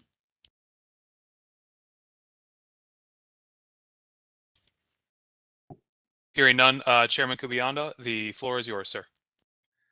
Thank you very much, Mr. Laver. Mr. Cintron, thank you very much for your testimony today. I'd like to follow up on a question, an exchange you had with Mr. Carlson earlier, where you discussed the fact that surface transportation achievement rate right now is 92%, and you're aiming for 95%. And so there's a slight gap there that you were saying you would try to make up through a number of means. I just wanted to see if we could drill down a little bit on that. Does making up that gap mean you're driving for greater achievement out of surface transportation? You're pushing the surface transportation network to perform better? Yeah, I think there's a couple of things. When you take a look at how we operate in the air, we've got some earlier clearance times that we have to meet. When you're operating on the ground, we get a little bit of latitude to run a little bit later. Out of origin, we have other optimizations that we can take, whether in some cases, like Steve may have brought up earlier, we aggregate to an origin location. We might go to an STC direct service. We have other options available to us in that window when we do this to make sure that we have a service responsive routing that would get us there. And keep in mind, as I said, that our 95 target is not solely on transportation like it isn't today. There's other factors that the organization is also improving on to make sure we can hit. So you know, these other methodologies that you're using, and I understand it's a variety. Are these supported by the current setup and the current operations you have, or are these like adjustments you have to make in order to achieve those greater to close that gap? Yeah, things that we're continuously working on operating plan. Like I said, it's a totally different environment when you're not constrained to the air network that is very tight, number of handlings. So that's part of it. Is that operating plan is probably one of the more key components to what we're doing. Okay. You know, one figure that sparked my interest that's come out of the testimony so far is the utilization rate for surface transportation, which I believe is about 40%, and you're aiming to go up to about 60%. Is that something you can speak on in terms of you know, how you achieve that, and also is that something you've benchmarked against, you know, other delivery providers and just within the transportation in general? Yeah, generally, you know, our analysis has shown the industry at around 65. We are at 42. We aim in doing this is through modeling and optimization, gives us the opportunity to consolidate loads different than what we do today. And so there is where we absolutely see the benefit of what we'll be doing as we consolidate to drive up the utilization on the ground. Is there have you looked into why your utilization rate is below kind of the average? Well, today, again, we're constrained when we're running separate product lines the way we're doing today. Different windows force us to have to be able to because of a critical entry time and clearance time, might force us into direct transportation in order to meet that service standard. When we have accounted for some of the transit. So today, when you look at it, whether it's 300 or 3,000 miles, we have a 3-day service standard. When you take a look at what we're doing on the network here from an optimization, we're going to close a lot of those gaps that we see today that we're not able to take advantage of. So the Postal Service has made some operational changes already over the past year or so, over the past several months. Have you studied how those have contributed to capacity utilization? Well, certainly one of the things that would help with capacity is, again, I'll go back to, meeting operating plan ensures that we get mail on the truck it's supposed to go on. So when, you miss an operating plan, you potentially have to run another truck and then you drive down utilization. So I'm particularly thinking of the initiatives of late last summer. I think we're around, running the trucks on time as they're leaving the processing facilities, and just wondering about whether there was any specific utilization impact of that. There was not utilization as a result of not of running the trips on time. Yes. Not that I recollect utilization specifically. Okay. Thank you. In your direct testimony, you make the case that surface transportation is more reliable than air in terms of meeting service standards. So I have a kind of general question. If this is true, and you make a strong case that it is, with the way you present it, my question is, why reduce service standards? And I understand that there's cost savings to be achieved in moving to surface, but the surface is already better at meeting the service standards. Why not go ahead and switch some volume to surface transportation while seeing if you can achieve your current service standard? Today, we have everything in surface that is capable of getting there on that surface. And that's really core to what we're doing here, right? In order to be able to expand that and get away from the reliance on the air networks that we do not see reliable, in order to make the transit time from point A to point B, you need the additional time in order to get there. That is the core to why we need the service standard change. Okay, so I'll follow up a little bit on that. So your response to presiding officer's information request number 1, question 3, you discussed, I think, some of those those issues, which is the need to add some time for routing and transferring volumes via hubs or via surface transportation centers. And you also referred to later dispatch times in order to pair some of this volume with package volumes and with dispatch from other origins. So my question is just regarding the previous question. Have you measured how these additional steps, the routing, the transferring, and pairing, do you have any reliable estimates about how those particular portions will impact the reliability of surface transportation, which you're counting on? Not sure I totally follow your question, but I'll take a crack at it, what I think you said. So when we do the modeling and we get an output, we actually have, our subject matter expert planners that would then plan the routing from, finalize the routing from point A to point B. So what we aim to do again is to have the most optimal, least touches on the mail from point A to point B. So my belief is that yes, they would be very reliable on the routings that we would take to get the mail. Yeah, I mean, I think what I'm trying to focus on here is that, you've made the case for the reliability. You've also made the case that there's some, additional operations that are going to be needed for this adjustment to surface in terms of combining volumes, new types of routing. And I just want to make sure that we're asking whether those additional measures, whether that reliability advantage of surface that you're claiming will be maintained given these additional steps. Yeah, and I wouldn't necessarily say, it's additional steps in planning maybe how they're done. Today, we operate a surface transfer center network, 13 of them across the country, and we operate aggregates today. So we would just be leveraging an existing infrastructure to route mail. Okay. Thank you. I have no further questions for Mr. Cintron. I will now recognize Vice Chairwoman Poling for any questions she might have of witness Cintron. Thank you. Thank you, Mr. Chairman. And hello, Mr. Cintron. Good to see you this afternoon. Good. Thank you. Good to see you. All right. So I do have a few questions, so I'll just roll right into them. This is going to reference a little bit back to Mr. Hagenstein's testimony as well. So you heard questions for witness Hagenstein regarding surface transfer centers. Are you aware of any service issues associated with the activities at STCs?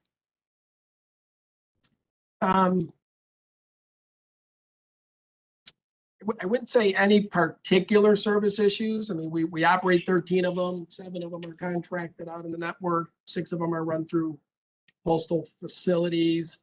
Through root cause analysis or something, we may, there's always going to be some place that we may identify issues. So it's potential to have a service issue in one particular place.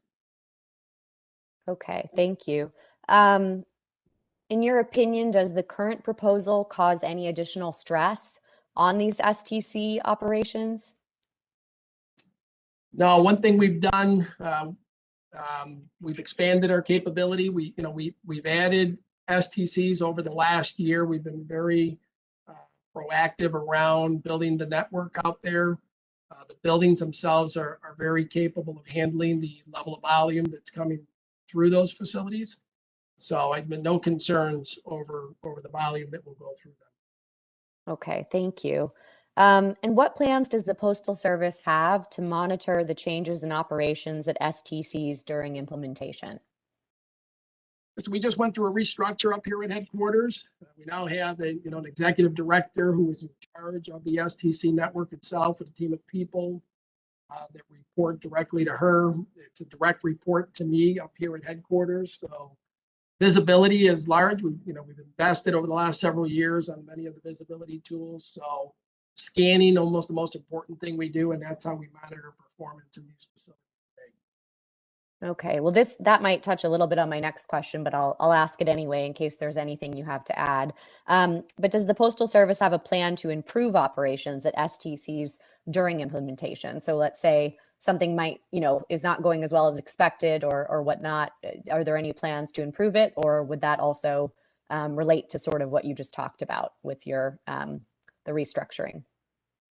Yeah, I think the restructure aims to help that significantly. I mean, the entire organization in this restructure, the entire transportation vertical falls under my area of responsibility. So as we've implemented STCs, significant amount of time planning the ones that we've opened up. We have 2 underway right now that we're opening and that are converting over. And there were significant groups of people that are involved in making sure implementation is flawless.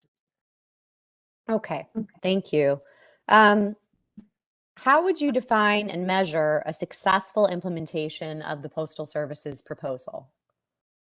Our number one goal, certainly here for me, is a service responsive network. So starts with making sure that we've got a network that is service responsive from point A to point B.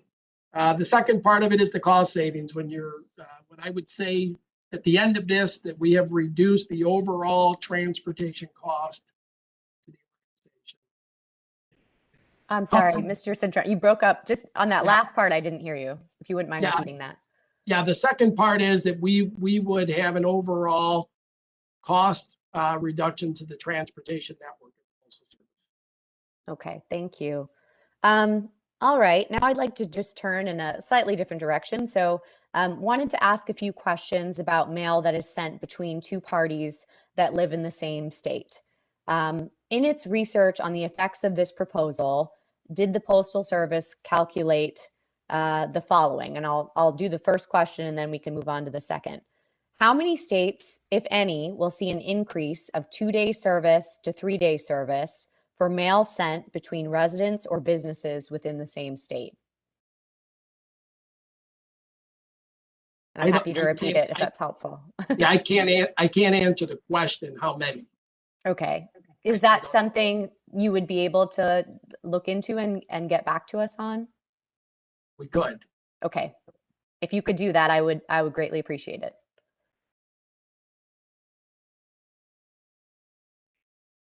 And I've got one more on that. This might be a similar answer, so just let me know.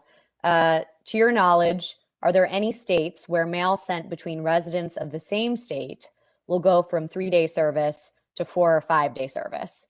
So again, just the next tier. But I have a feeling it might be the same answer. Yeah, okay. Yes, I would, yeah.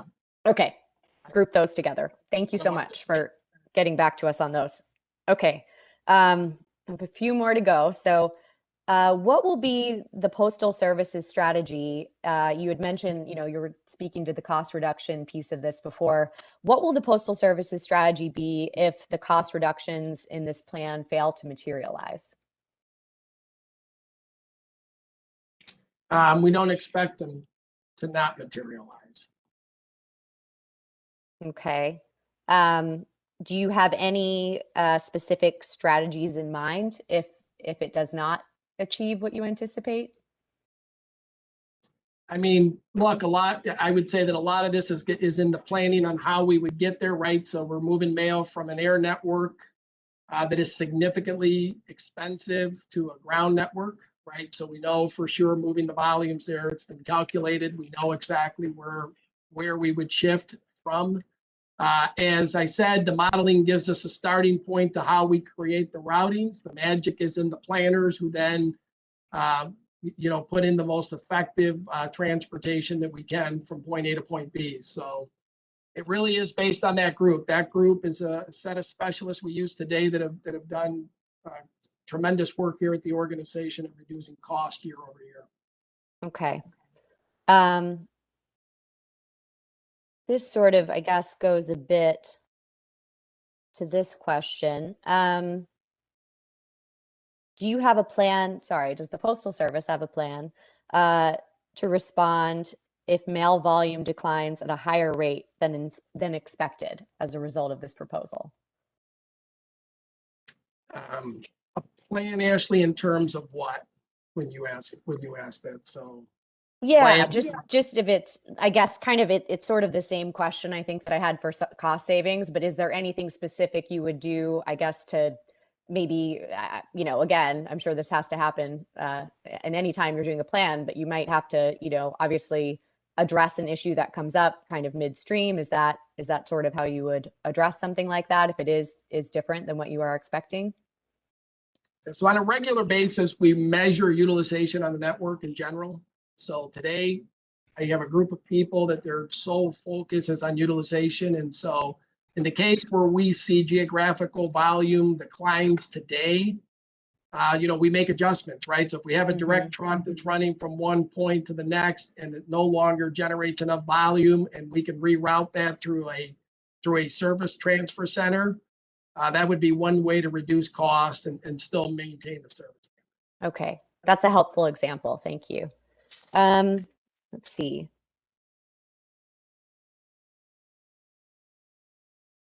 This is kind of a follow-up on that question, so with volumes, but in your testimony, you listed declining volume as a reason why existing service standards were difficult, if not impossible, to meet. Is it the Postal Service's expectation that volume declines will continue for first-class mail and periodicals after this proposal is implemented? Yeah, I think, what we've seen is year over year, we continue to see declines. We certainly expect that there will be some impacts from it, and maybe not just from this. Just in general, we have continued to see those declines year over year. Okay.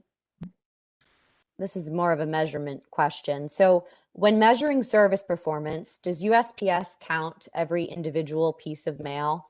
And a follow-up, approximately what percentage of first-class mail is excluded from measurement? That's my old world, Ashley. I would say, yeah, generally speaking, right, we're, single piece for the most part. We've got it all in measurement. There is some portions of first class mail that are excluded. I would not want to throw a number out that I could not qualify here, but there is a percentage of first class mail that will not be, just today is not in measurement based on business rules that we have. And that is generally around, knowing that we have possession of the mail to start the clock. That's generally what keeps mail. Right. Is that something that could be followed up on, Mr. Cintron, in terms of that percentage that is excluded?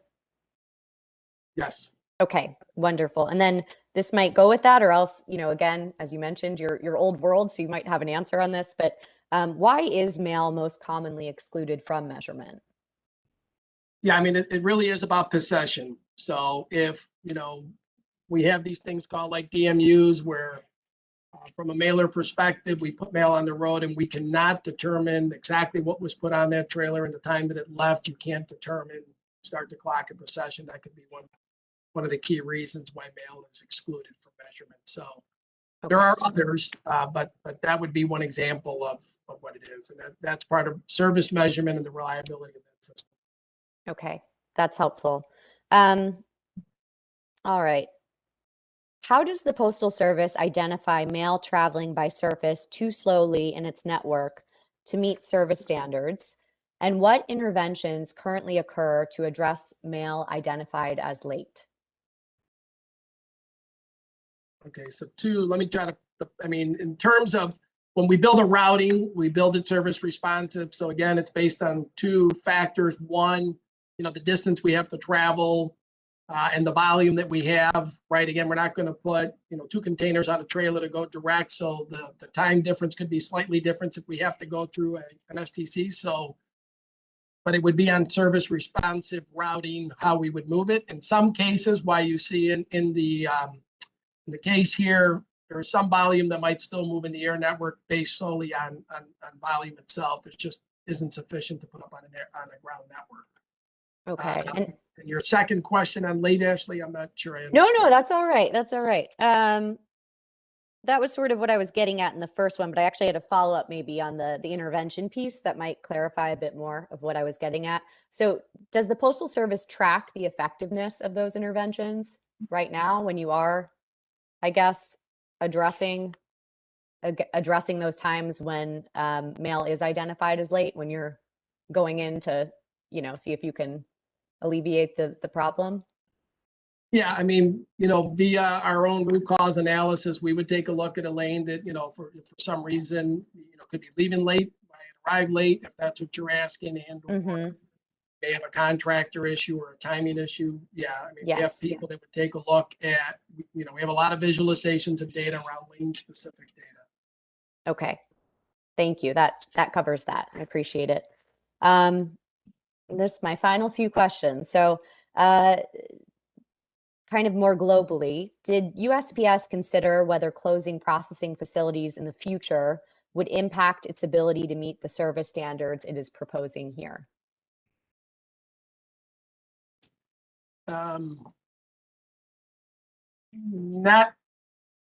Not sure I understand totally the question. I don't know that, they're two separate things. So closing facilities had nothing to do with service standards changes. I guess though I would, thinking about how there are going to be changes obviously made from the 2-day to 3-day and then obviously to the 4 and the 5-day. I'm wondering if that would be affected obviously in the future should, if additional facilities are closed, that might impact obviously the distances, right, between some of these points. And so I guess I was curious if that, again, I know you might not know exactly when those consolidations might come up or even what they are or when they might be, but I guess I'm just wondering, is that taken, are you taking that into account sort of, while looking at this specific proposal? Yeah, we would. And generally speaking, I believe, most way that, volumes would be transported would be to an ADC. So we would still show up at that parent plant. That, consolidations are generally smaller facilities, not necessarily, full-blown facilities, might be just a destinating type facility. So we would take that into account if any changes were made, as we have done in the past with any of this. It would certainly be reviewed. Okay, that's helpful. And then finally, does the Postal Service plan to hold the number of processing facilities constant while it determines the impact of the air to surface changes on its ability to meet service standards? Don't know that I can answer that. Actually, I'm not sure I understand. So right now, again, it is not part of what we're doing with service standard. Okay. So I at this point, I mean, I couldn't answer that. Okay. Okay. That is all I have. Thank you so much. I really appreciate it. And back to you, Mr. Chairman. Thank you, Madam Vice Chairwoman. Commissioner Taub, do you have any questions for Mr. Cintron? Yes, yeah. Good afternoon. How are you, Robert? Good. How you doing? I haven't seen you in a minute. Yeah, good to see you. Thank you. As I mentioned to our other witnesses this morning, thank you for your testimony and all the follow-up to our many questions that we had.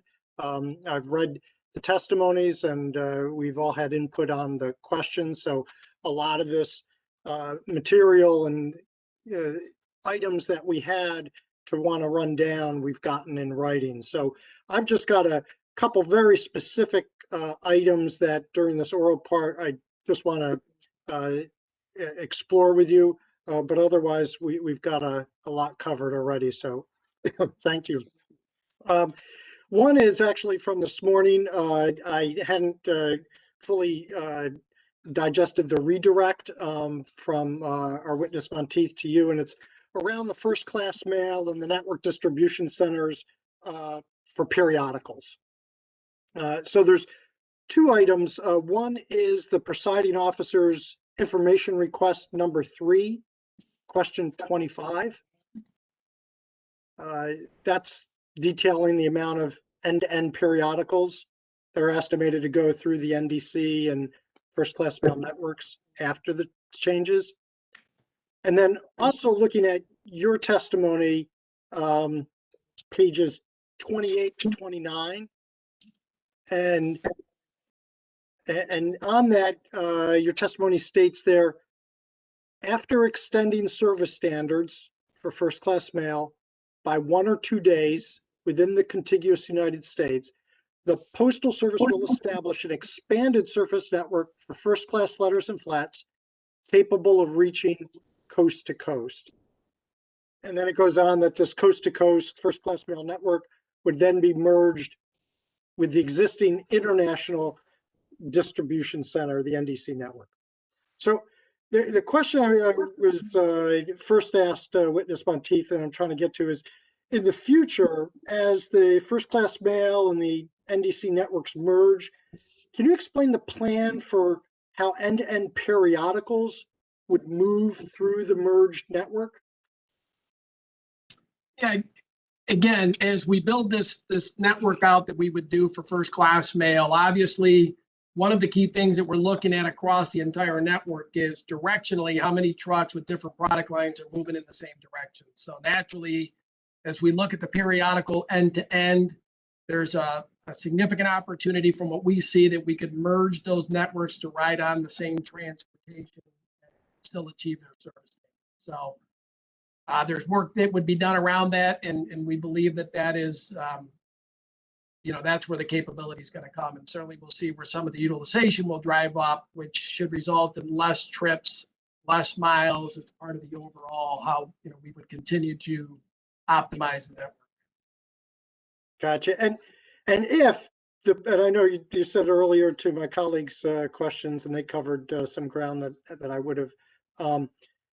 Obviously, the Postal Service is expecting to meet these service standards, but if the Postal Service is unable to reliably meet the applicable service standards for end-to-end periodicals after the network change, will it have the ability to pivot to an alternate means to meet those standards, like by area, by origin, destination pair? Yeah, I mean, I think that we would be looking at all different types of things that we might be doing. When we look at the end-to-end in general, like I said, we're pretty confident that it would ride on this network. It's certainly going to be more, we feel more reliable certainly than maybe the network that it's riding on today. But we'd look at it. Certainly, we'd have to go and look if there's some, if there was some particular lane that wasn't operating as prescribed. Again, this transportation, just like with first class, as we develop it, is meant to be implemented day one, be in service, responsive from point A to point B. Okay, thanks. From a transit perspective, I expect we'll get there. Anything else on that? I'm sorry to. No. No, thank you, Robert. Just two more questions. One, again, just trying to clarify since we've got the opportunity for cross here, so I fully understand. And then one is really a real in the weeds question, but again, since you're here, I thought I'd ask that. First one is, does the Postal Service have a detailed implementation plan for the lane changes? So I guess what I'm getting at is will the Postal Service roll out implementation all at once or stagger it over time geographically? All at once. Okay. And then this one is, I'm pulling out here a library reference N2021-1-6. Again, in advance getting in the weeds here, but I did want to ask since we've got the time. And you say the AirV surface to the FY21 quarter 3TD, it's the Excel sheet there. And there's a past volume. These are the cells N6 to 06. So the past volumes. I wonder if you could just define past volume and how it may relate to measured volume and on-time air surface score results. And I'm sorry, if we could go back, I just want to make sure I got the right document. You got it. Yeah. So this is an Excel sheet, and which is the one that we're looking at? Okay, yeah, so we're in library reference 1-6. It's I've got AirV's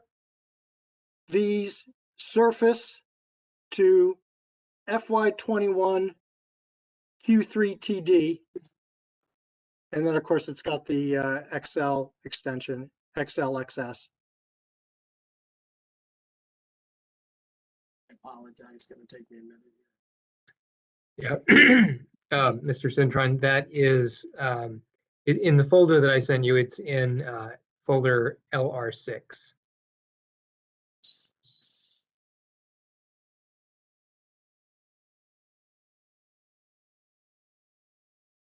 I did warn us this one was in the weeds, but again, one that we didn't get to in our follow-up questions.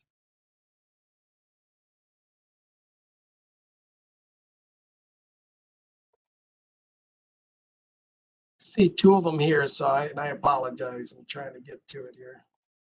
That's all right. Take your time. Is it a zip file, right? Yeah.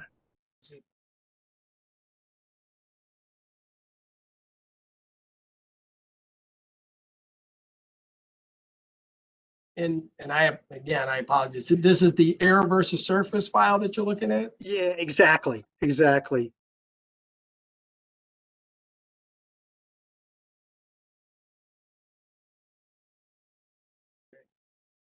All right, I'm pretty sure I'm looking at the file that you're asking and what in the question. Yeah, so I'm looking at cells N6 to O6, and we've got this past volume. And I was just, if you could define past volume and then how that may relate to measured volume and on-time air surface score results. All right, I definitely must not have the same sheet, so. Okay. Well, we can always follow up on it again. As I said, we covered, unless you've got it where you're looking, we could take that one for homework. If it would be helpful, perhaps I could share my screen. I believe I've got the file up. Oh, yeah, thank you. Yeah. Let me just give you permission. Oh. Thank you, Mr. Laver. Thank you.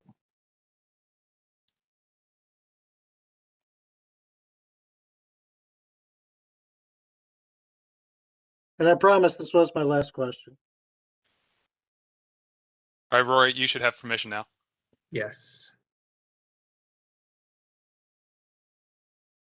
All right. And I believe that the question referred to. Yep, past volume, that those cells N6, O6. So the difference between measured volume and past volume with respect to on-time performance, air versus surface. Yeah, exactly. Yeah. So how are we defining past volume?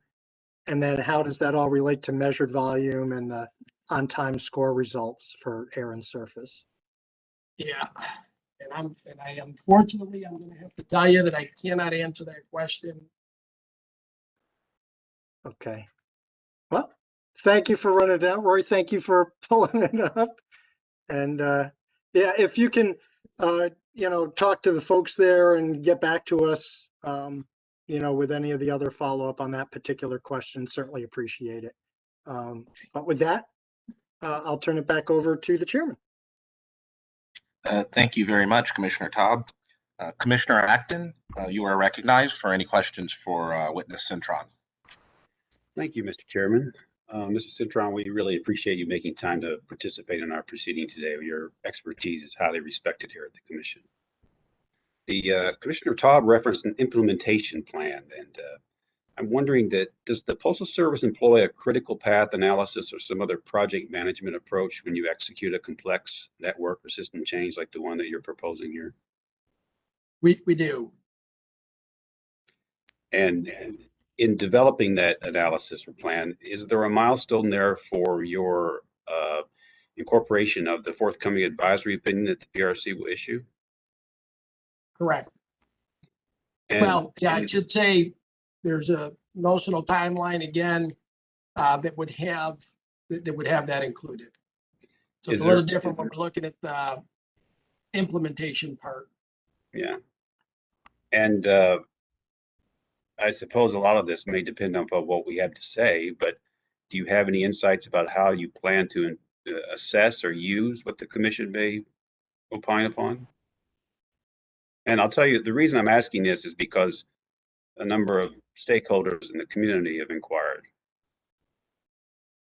Yeah, I think from the beginning of the, public hearings, we've been listening to feedback and figure, we'll wait to get all the feedback and then figure out how we're going to incorporate that feedback into what we're doing. That seems fair.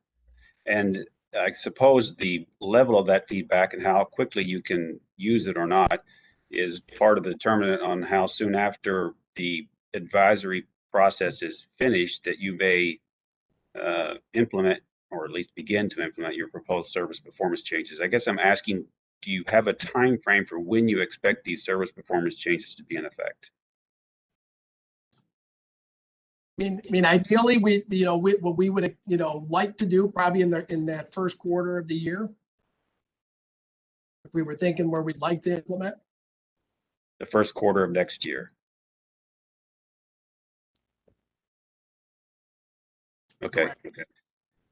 And then lastly, an earlier witness, Mr. Motif, mentioned that the Postal Service had posted a notice in the Federal Register with respect to upcoming changes in your regulations to accommodate the plan that you're beginning to implement.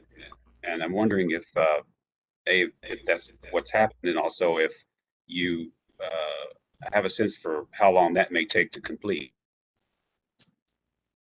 I don't know how long that, I don't know right off the bat. I couldn't answer that question, how long it takes to complete. But it is underway.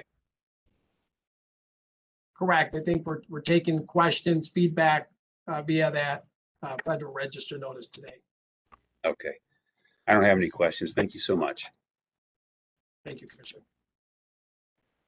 Thank you, Commissioner Acton. Commissioner Fisher, you are recognized if you have any questions for Mr. Cintron. Thank you, Chairman. I do have a few, and good afternoon to Mr. Cintron. If you would please refer to the Postal Service's response to the Presiding Officer Information Request 1, question 12, where the Postal Service provided information on late delivery times by drive time window. Could you please confirm that in general, the further the mail has to travel, the lower the achievement of the applicable service standard? The longer the mail has to travel, did you repeat the last part of it? The longer Yeah, travel? confirm that the further the mail has to travel, the lower the achievement of the applicable service standard.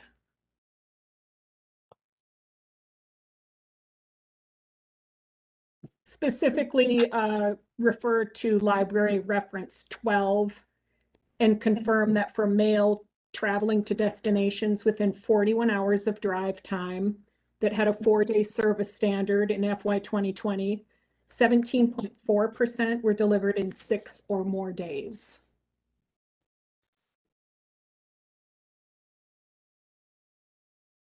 Okay. I've got to get to that library reference. I apologize. That's okay. I'm going to jump up and share my screen again. Well, yeah. Figure that might be the fastest. Sorry and thank you. Okay, so your question is on the 41 hours? Yeah, for mail that's traveling to destinations within 41 hours of drive time that had a 4-day service standard in FY 2020, 17.4% were delivered in 6 or more days. So if you could confirm that in general, the further the mail has to travel, the lower the achievement of the applicable service standard.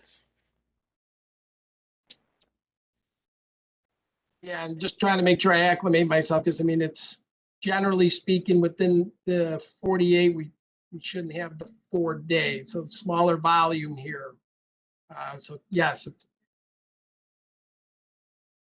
in this particular case, the performance,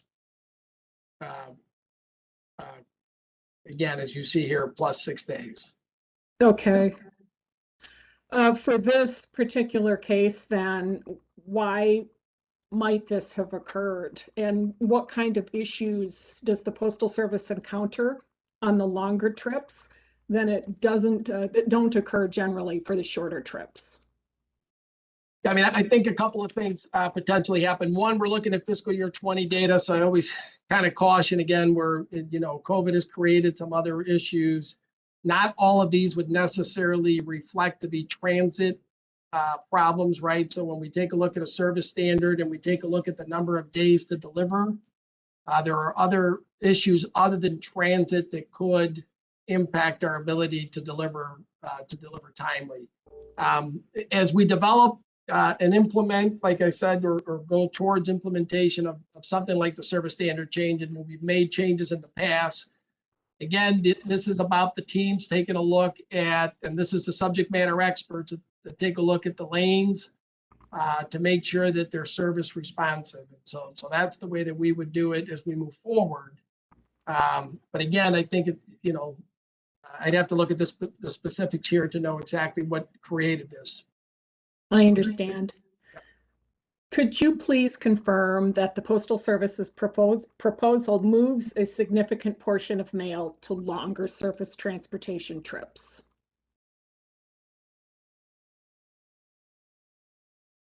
It moves a significant more? Was that the question? Just confirm that it moves a significant portion of mail to longer service transportation trips. Yeah, I guess significant could be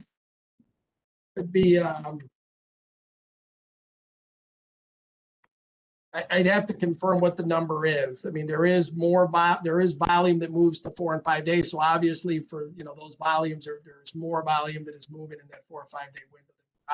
Obviously we don't have it there today. Does the Postal Service have a plan to ameliorate the issues that can cause longer trips to experience more delays? Well, again, I think generally speaking, when we say take longer, our focus always is to get to the root cause of why it took longer to get from point A to point B, which would not necessarily reflect the transit issue. Could. And so certainly our root cause analysis, the scanning we do would tell us, and that's primarily how we do transit, right? We know when a container and or trailer left an origin and when it arrived. And that's how we would determine whether the problem is that we have a transit issue and or we had a problem in origin or destination that created that problem. Thank you. Now moving to a slightly different line of questioning. You heard from the questions for witness Hagenstein that there are significant post-processing changes to go from a modeled result to operational reality.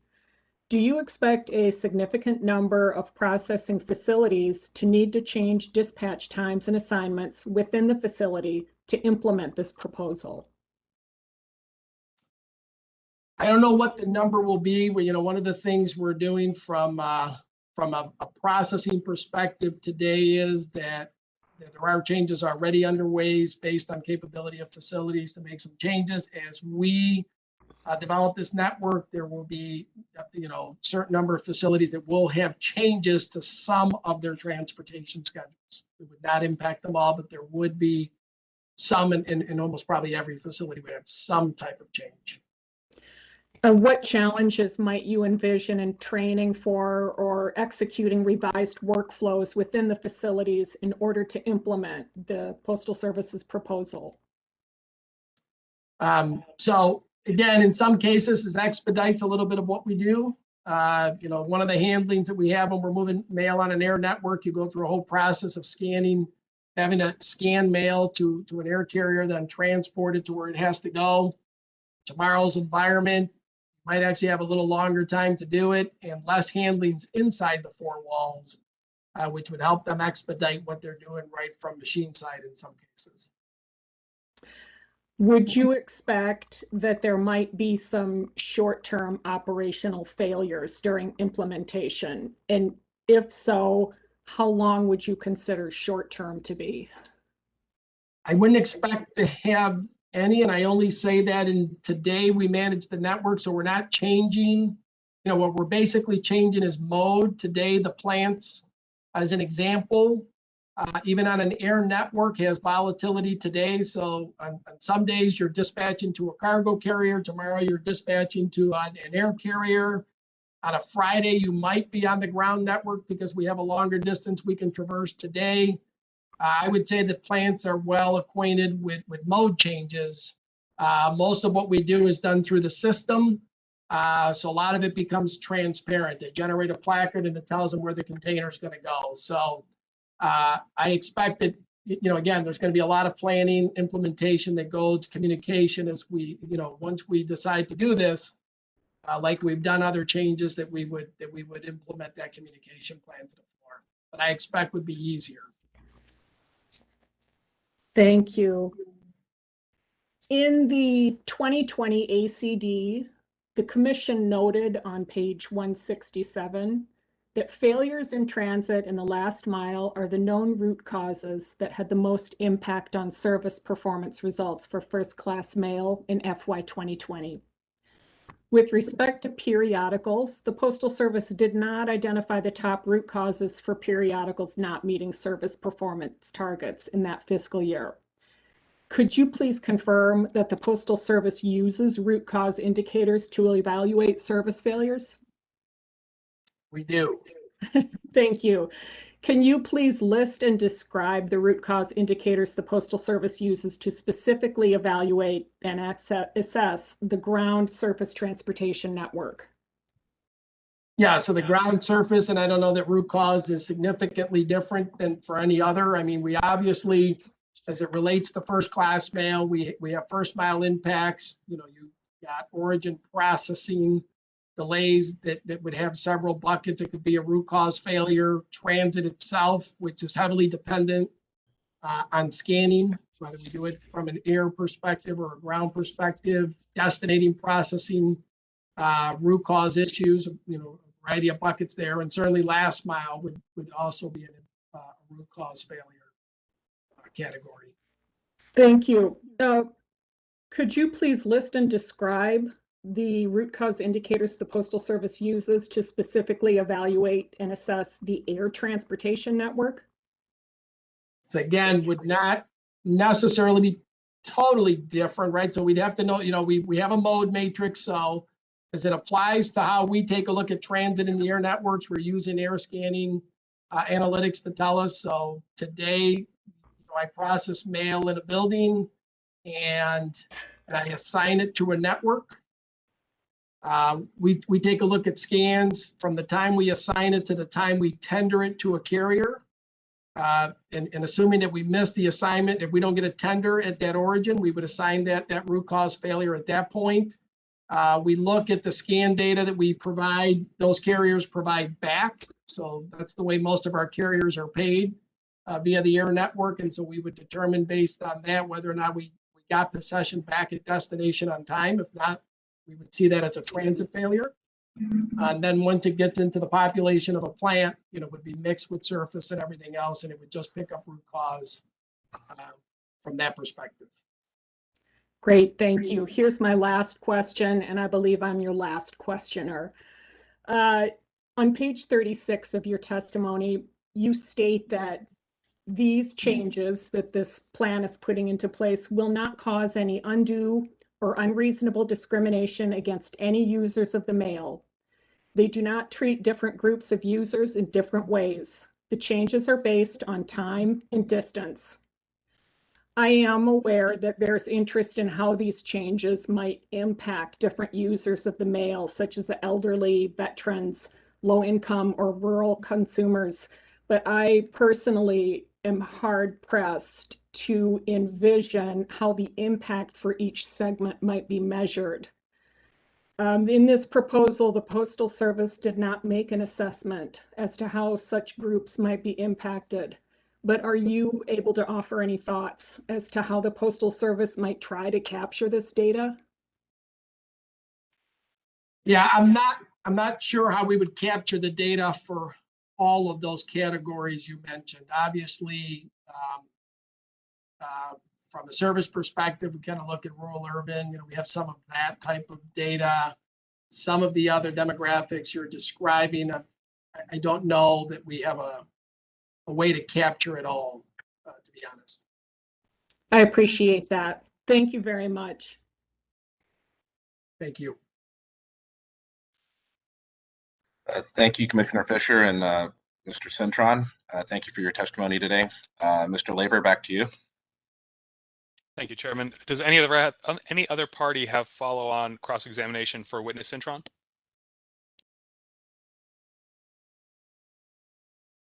Hearing none, Mr. Adams, are you prepared to either proceed with direct or do you need a break to confer with your witness? We would request a brief break, please. Would 5 minutes be sufficient or do you need 10? 10 minutes would be great. Thank you very much. Great. We will adjourn for 10 minutes. We'll keep the live stream going and reconvene at 3:30 EDT. Thank you.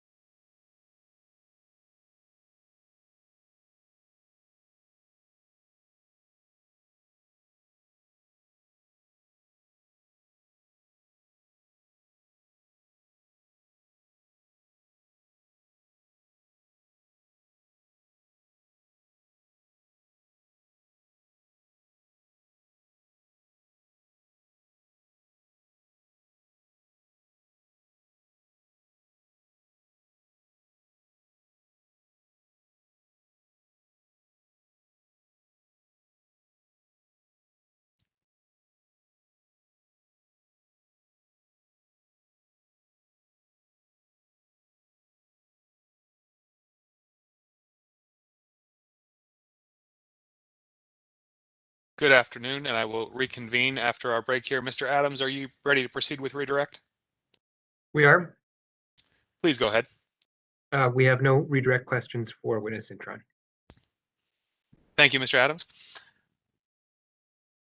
With that, we have concluded all of our witnesses today. Witness Cintron, you are excused, and I thank you very much for your time and expertise and patience, both with our written and oral questions for you over the last few weeks and today. I do have a few procedural matters before we wrap up completely for the day, and I turn it over to the chairman.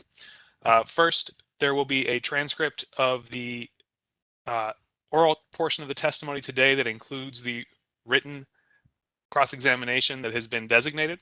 That will be available by the end of this week for corrections, and then will be posted to the docket.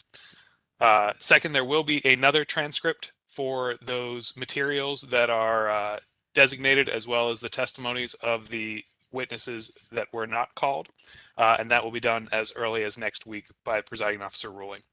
That is all I have, and Chairman Kubayando, would you take the floor, please? Thank you very much, Mr. Laver. Sorry, apologies. Mr. Chairman, I have a question for the presiding officer. This is Anthony Alverno. Go ahead, Mr. Alverno. Yes, thank you. Mr. Presiding Officer, if I understood correctly, did you say that you would actually post the soft copy of the transcripts on the commission's website such that we would not need to purchase it ourselves? Is that correct, or would there be a delay for the posting on the commission's website?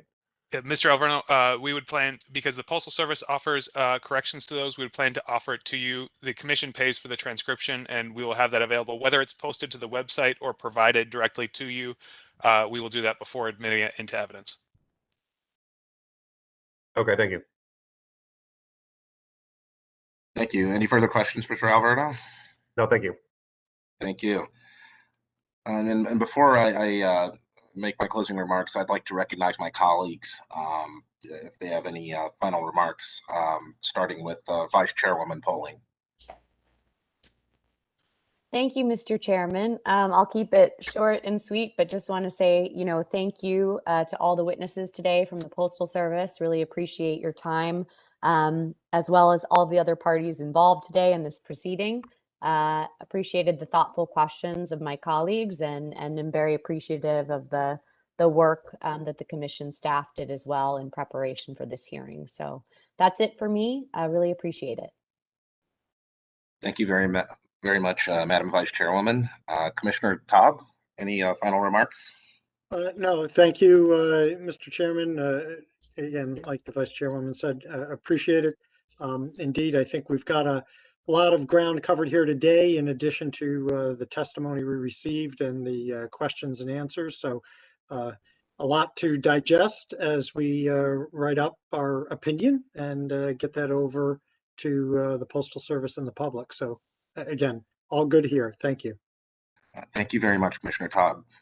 Commissioner Acton, you're recognized for any closing statements. Thank you, Commissioner. Thank you, Mr. Chairman. I've participated in a great number of these hearings, not all of them in cases, of course, but a lot of hearings. This is our first virtual experience, and I have to say, I think it went pretty seamlessly, given the new technologies and how we all are new to this sort of environment. I'm very grateful for the Postal Service for their participation in the proceeding, and also particularly for the commission staff for all the fine work they did to prepare the agency for today. Thank you. Thank you very much, Commissioner Acton. Commissioner Fisher, you are recognized for any closing statements. Just a quick thank you to the Postal Service witnesses today for some very thorough responses to a large number of questions, and also to Mr. Carlson for his very thoughtful participation. Thank you all. Thank you very much, Commissioner Fisher.